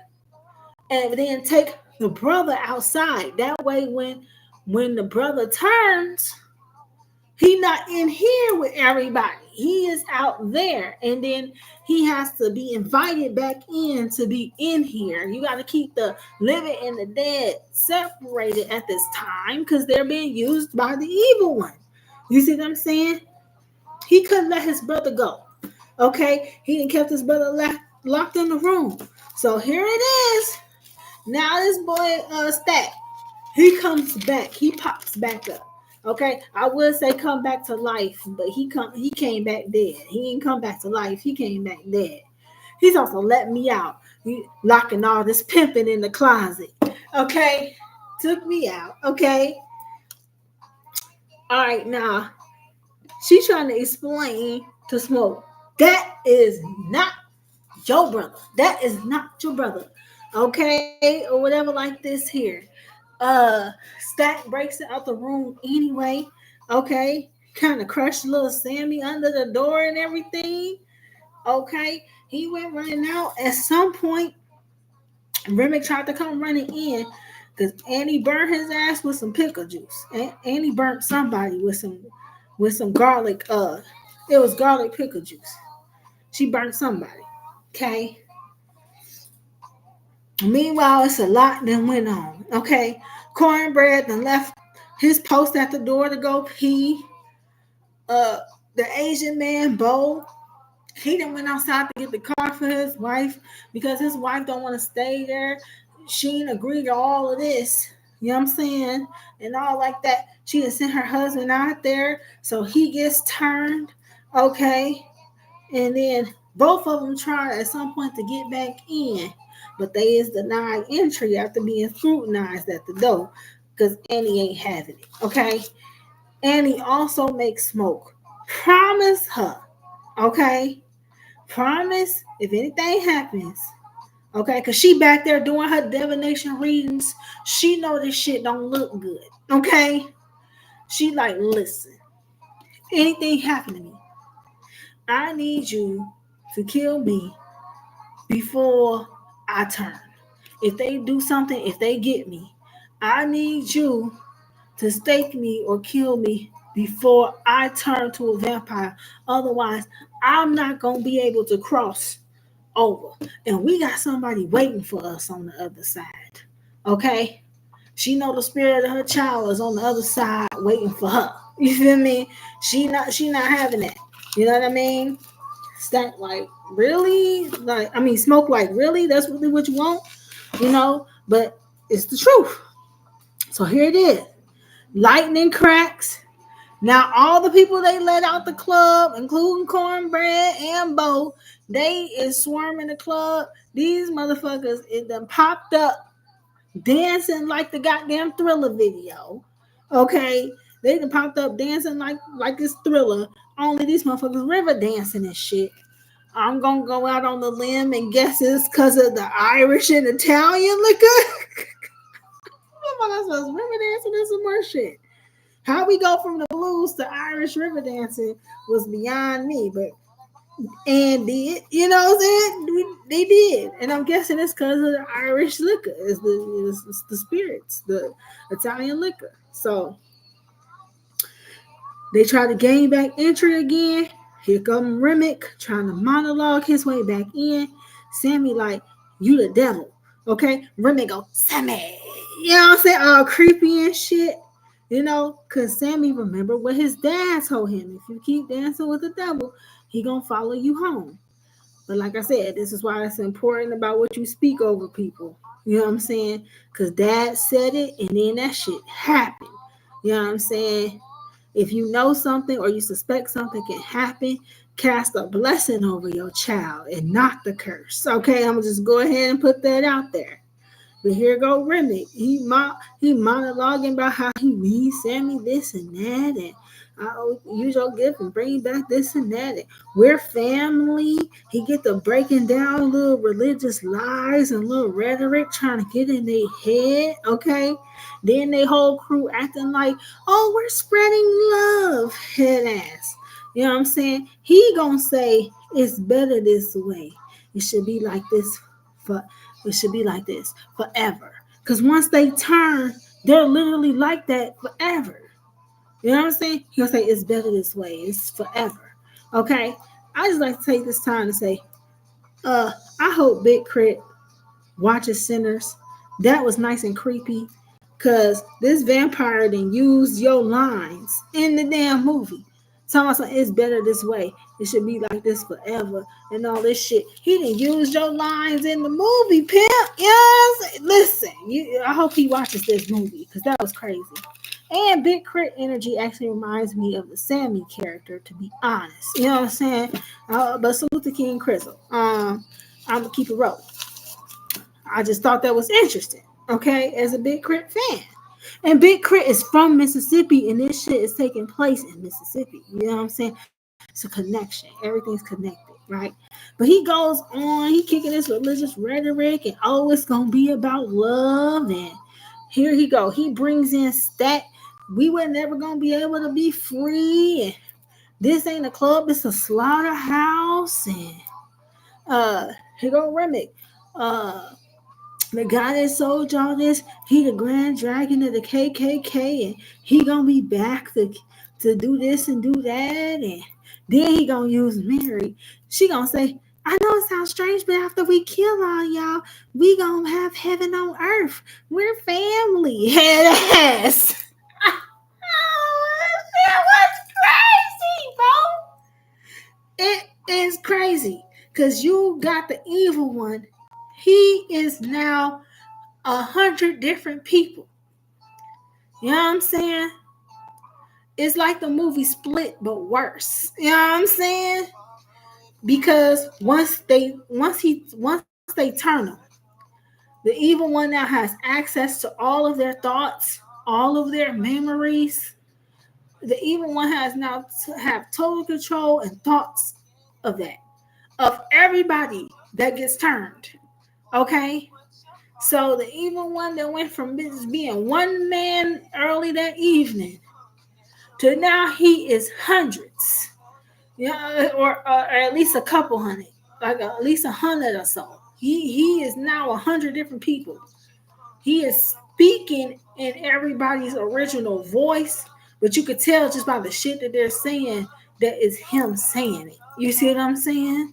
He's puppeting everybody. You see what I'm saying? Playing on everybody's emotions. Okay, he has become everybody. Okay, and it's like literally like it's kind of like how monitoring spirits work. So it's literally like once the evil one has access, he got access. It's literally, remember them numbers associated with Mary, them numbers meant to sever or to be severed. It's like her staying left this window for the evil one to come in and be able to use her and then sever everybody's connection to God. Like that's why the twin called it the slaughterhouse. That's what it became. And then everybody became a monitoring spirit, basically. Because now the evil one can watch through all of them. Okay? Really wild. Now, here come Grace. She done got all shook up by all this shit going on outside. Okay? Remember what I said about the watchtowers of the east and about words. She's an Asian lady. She done got pissed after hearing the devil man talk to her all crazy. Okay? The devil man used her husband, spoke Chinese to her, saying all kind of crazy shit. I know how you like to be licked in this and that. Said all kind of crazy shit. Made her think he was gonna go after their daughter. Okay, so now Grace is like, nah, it's go time. Fuck all that. Fuck all that. Grace is not having it. You know what I'm saying? And here's where the power of your tongue that you don't know you have. She say something along the lines, and look, Slim kept trying to cover her mouth and shut her mouth and shit.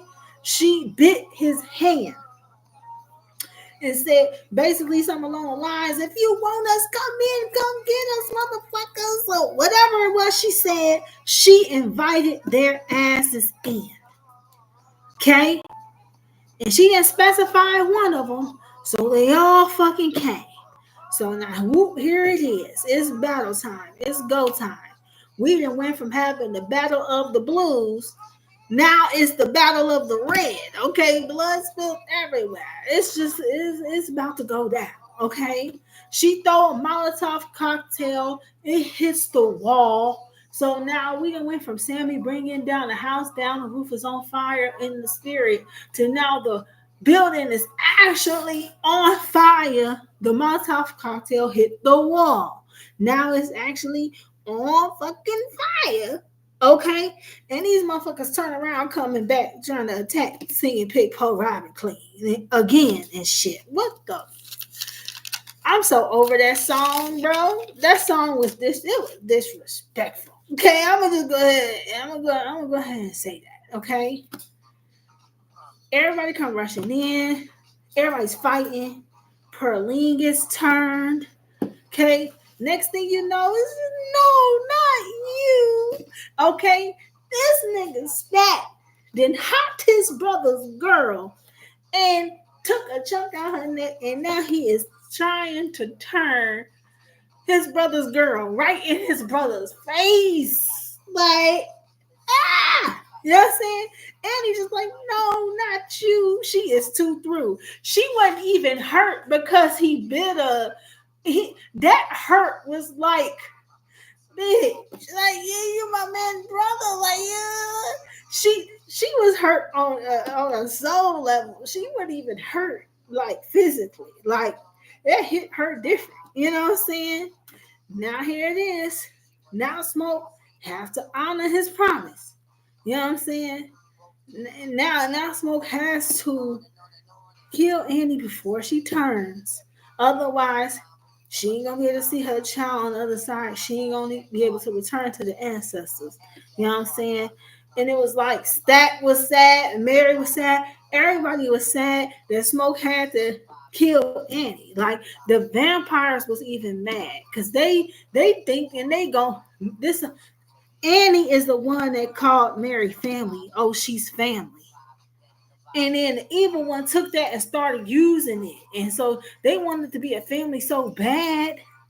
You know what I'm saying? So when Smoke took Annie out, they weren't expecting that. They thought Annie was gonna be the matriarch of they fucked up ass vampire family. Hell nah.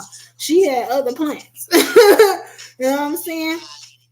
Slim, he goes out by using himself as bait, okay? Protecting his family from his old friend the devil, like he said, okay? Sammy goes, uh, they tell Sammy, go, run. You know what I'm saying? Slim was protecting Smoke and Sammy, tell him, go, run. He cuts his wrist and uses himself as bait to lure all the vampires toward him. Okay, so that Smoke and Sammy can make a run for it. Smoke still fighting. He tells Sammy, go, make it till sunrise. Okay. Sammy hops out the window, him and his guitar. Okay, just a hobbling along here. You know what I'm saying? Then here come Remick ass. Okay, he making a run for it. But Remick jumps off the roof. Okay, and onto him.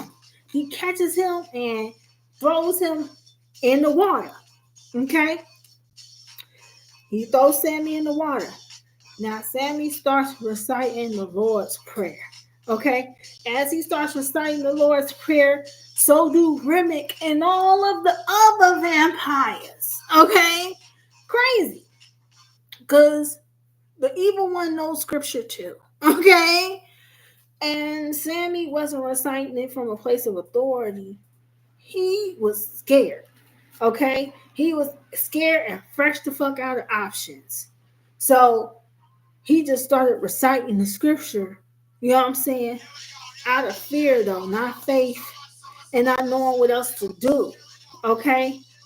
Ancestor say, in a situation like this, you've been flirting with the devil, y'all invited him.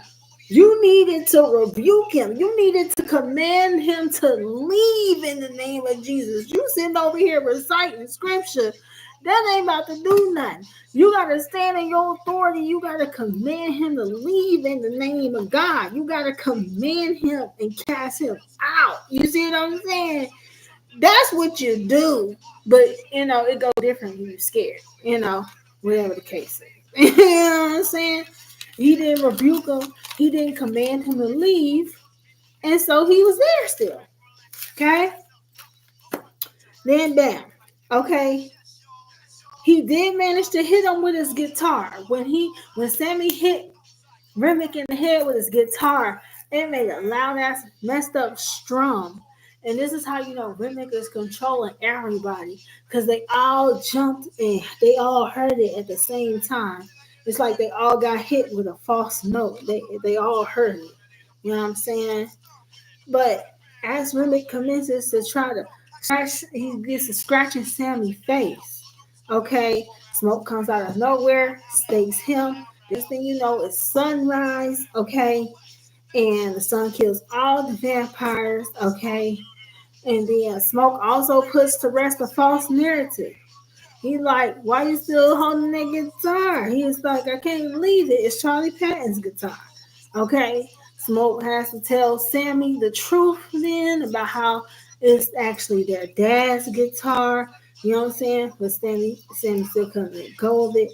Smoke gives Sammy the keys and tell him, look, go home. Get home. Be strong. Okay.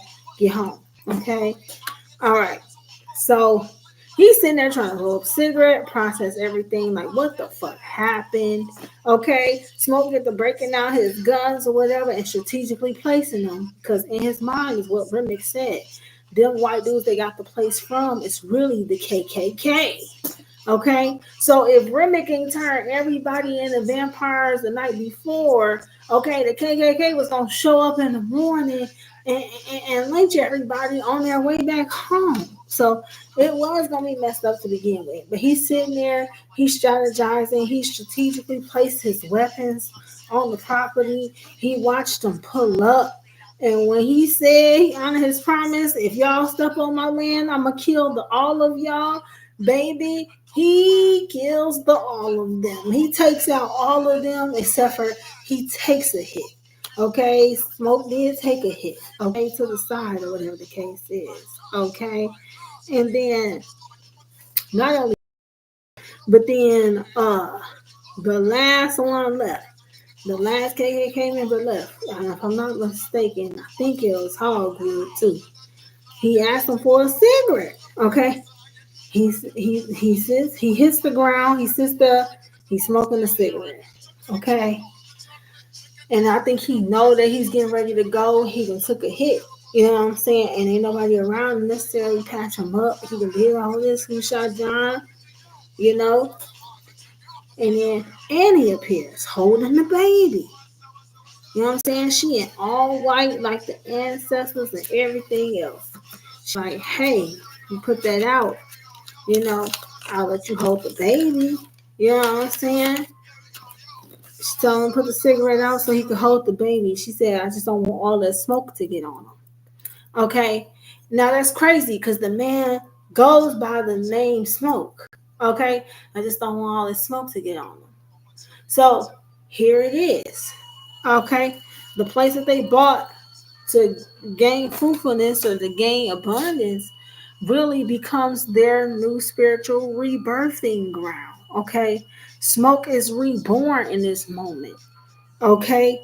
You could tell the change in him. Okay. You could tell it's a spiritual death and rebirth because the KKA guy tries to offer him money if he let him live.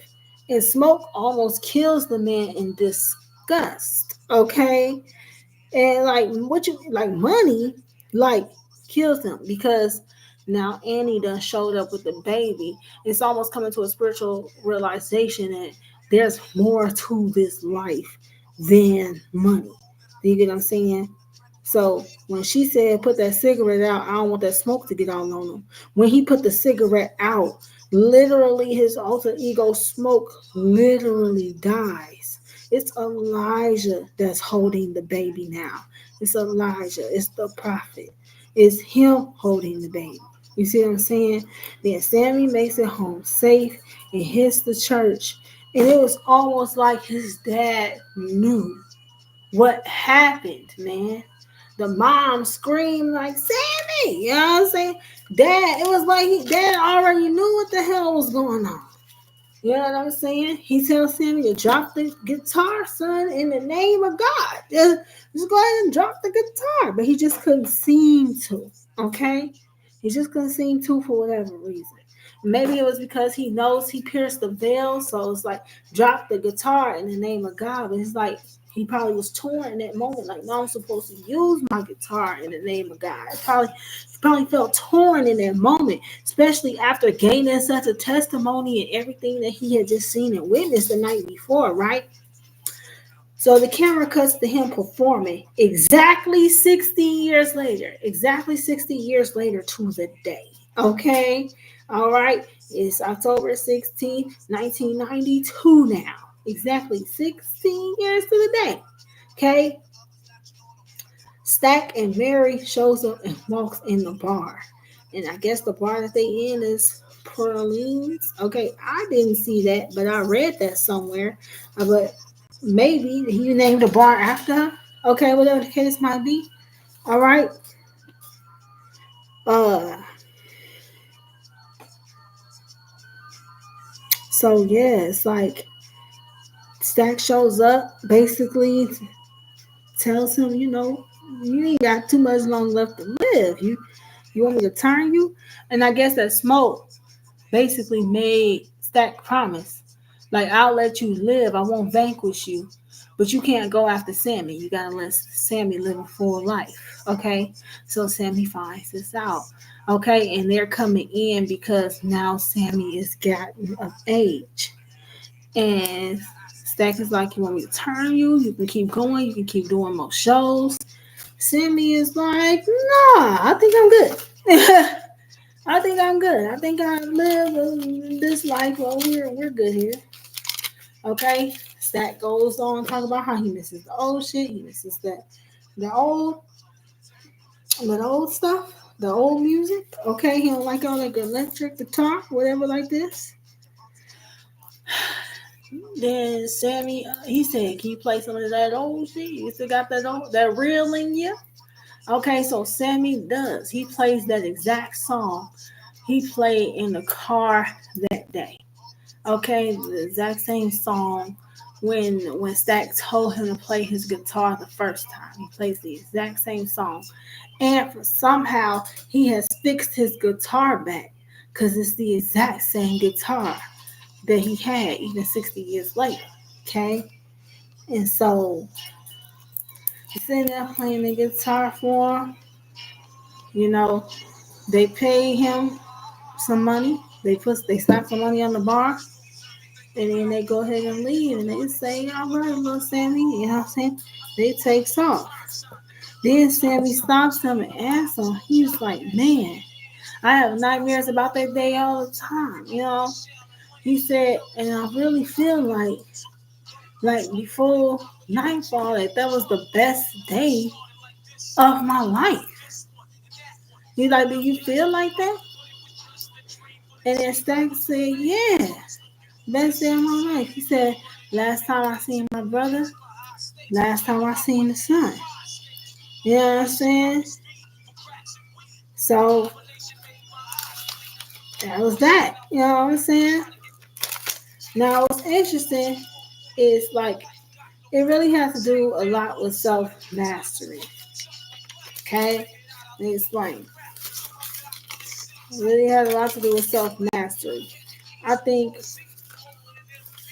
if you look at the numbers, I don't know which when you break down the numbers from 10, 16, 1992, it was a bunch of 11s. Okay? So it was really about self mastery or mastering oneself. Okay?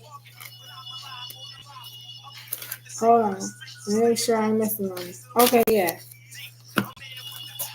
So Sammy went on to love himself, love his craft, make others smile, laugh, uh, love himself. Okay, self love, self mastery. Okay, and mastering sacrifice.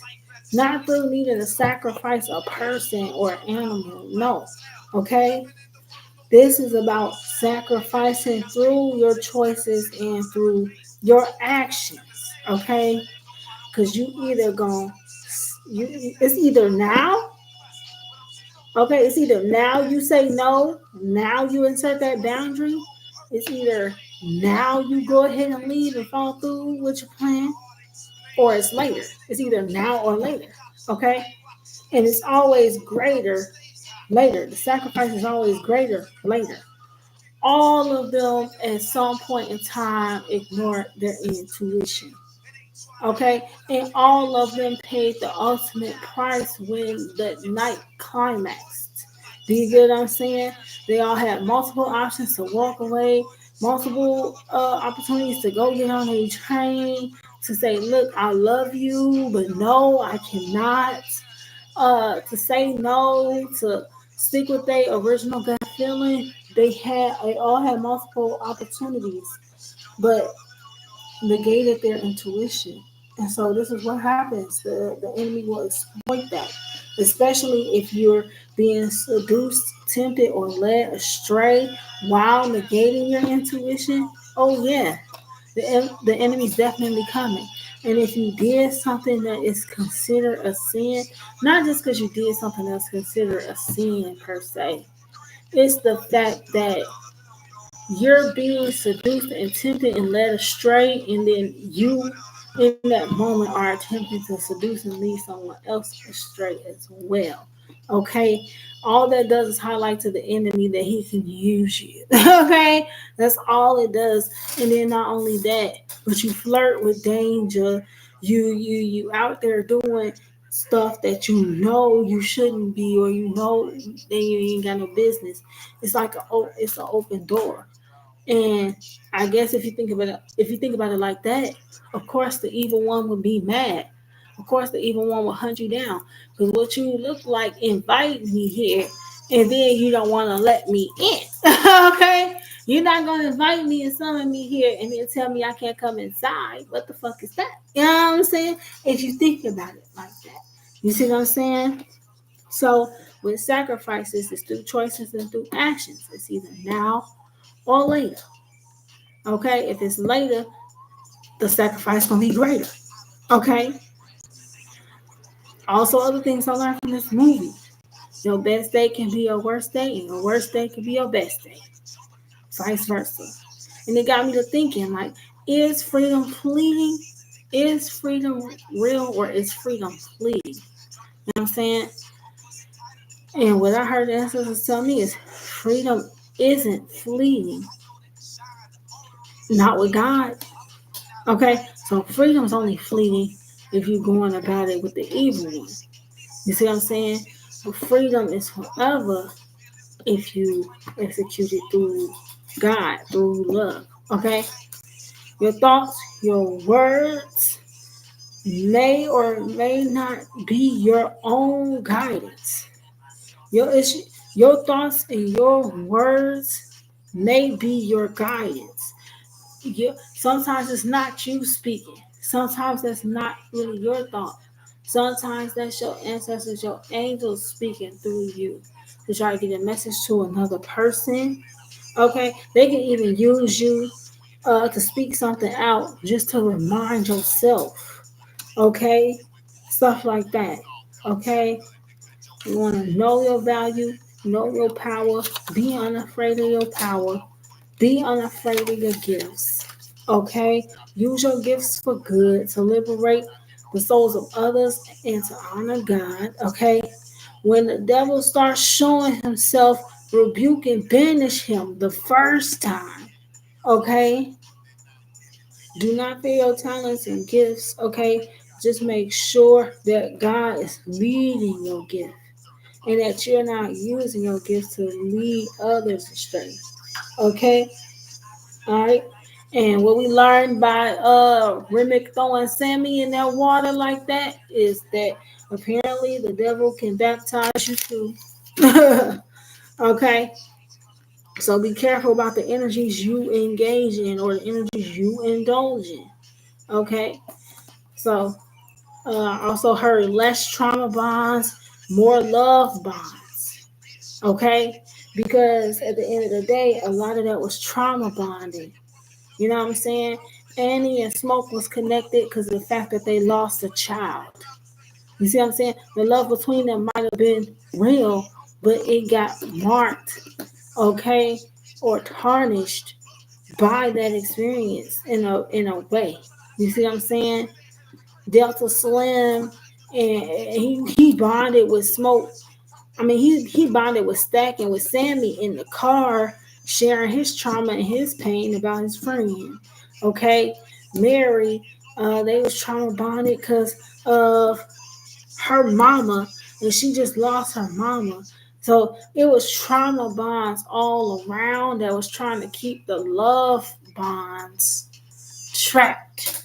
Does that make sense? Something like that. All right. Then I heard God loves you more. Okay. The firekeeper that pierced the veil, his name was Samuel Moore. Okay. God loves you more. Okay. Uh build with God, build righteous, build in the upright. Okay. Don't build off a lie. Okay. Don't build off of wrongdoing. Okay. That's the quickest way to get your foundation tried and demolished. because the devil's coming. Okay, you think you gonna lie and steal and think you gonna build some shit to prosper. The devil is gonna come ransack the whole thing.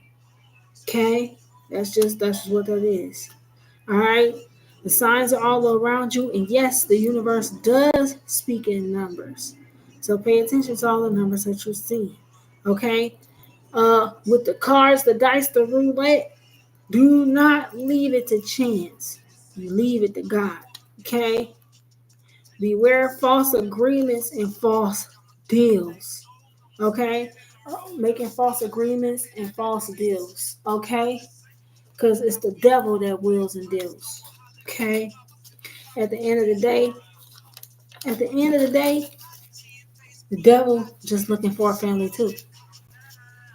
And he proved that when he popped up singing Pig Poor Robin Queen. Okay? So whoop, there it is. Alright. Now, what I'm gonna do, because it has been so late, I'm gonna allow that movie portion because I literally ran down the whole movie. This ended up being a movie. Okay, I'm gonna allow this to be this portion right now, and what I'll do is I will come back in the morning and do part two with the card confirmation and the Holy Spirit, the ancestors. They will clarify everything I said with the oracle and the tarot messages. Okay, I love y'all so much. Thank you, whoever stopped through. Y'all be blessed and take care. Y'all have a great evening or a great day, whichever this happens to find you at. All right? All right. Peace.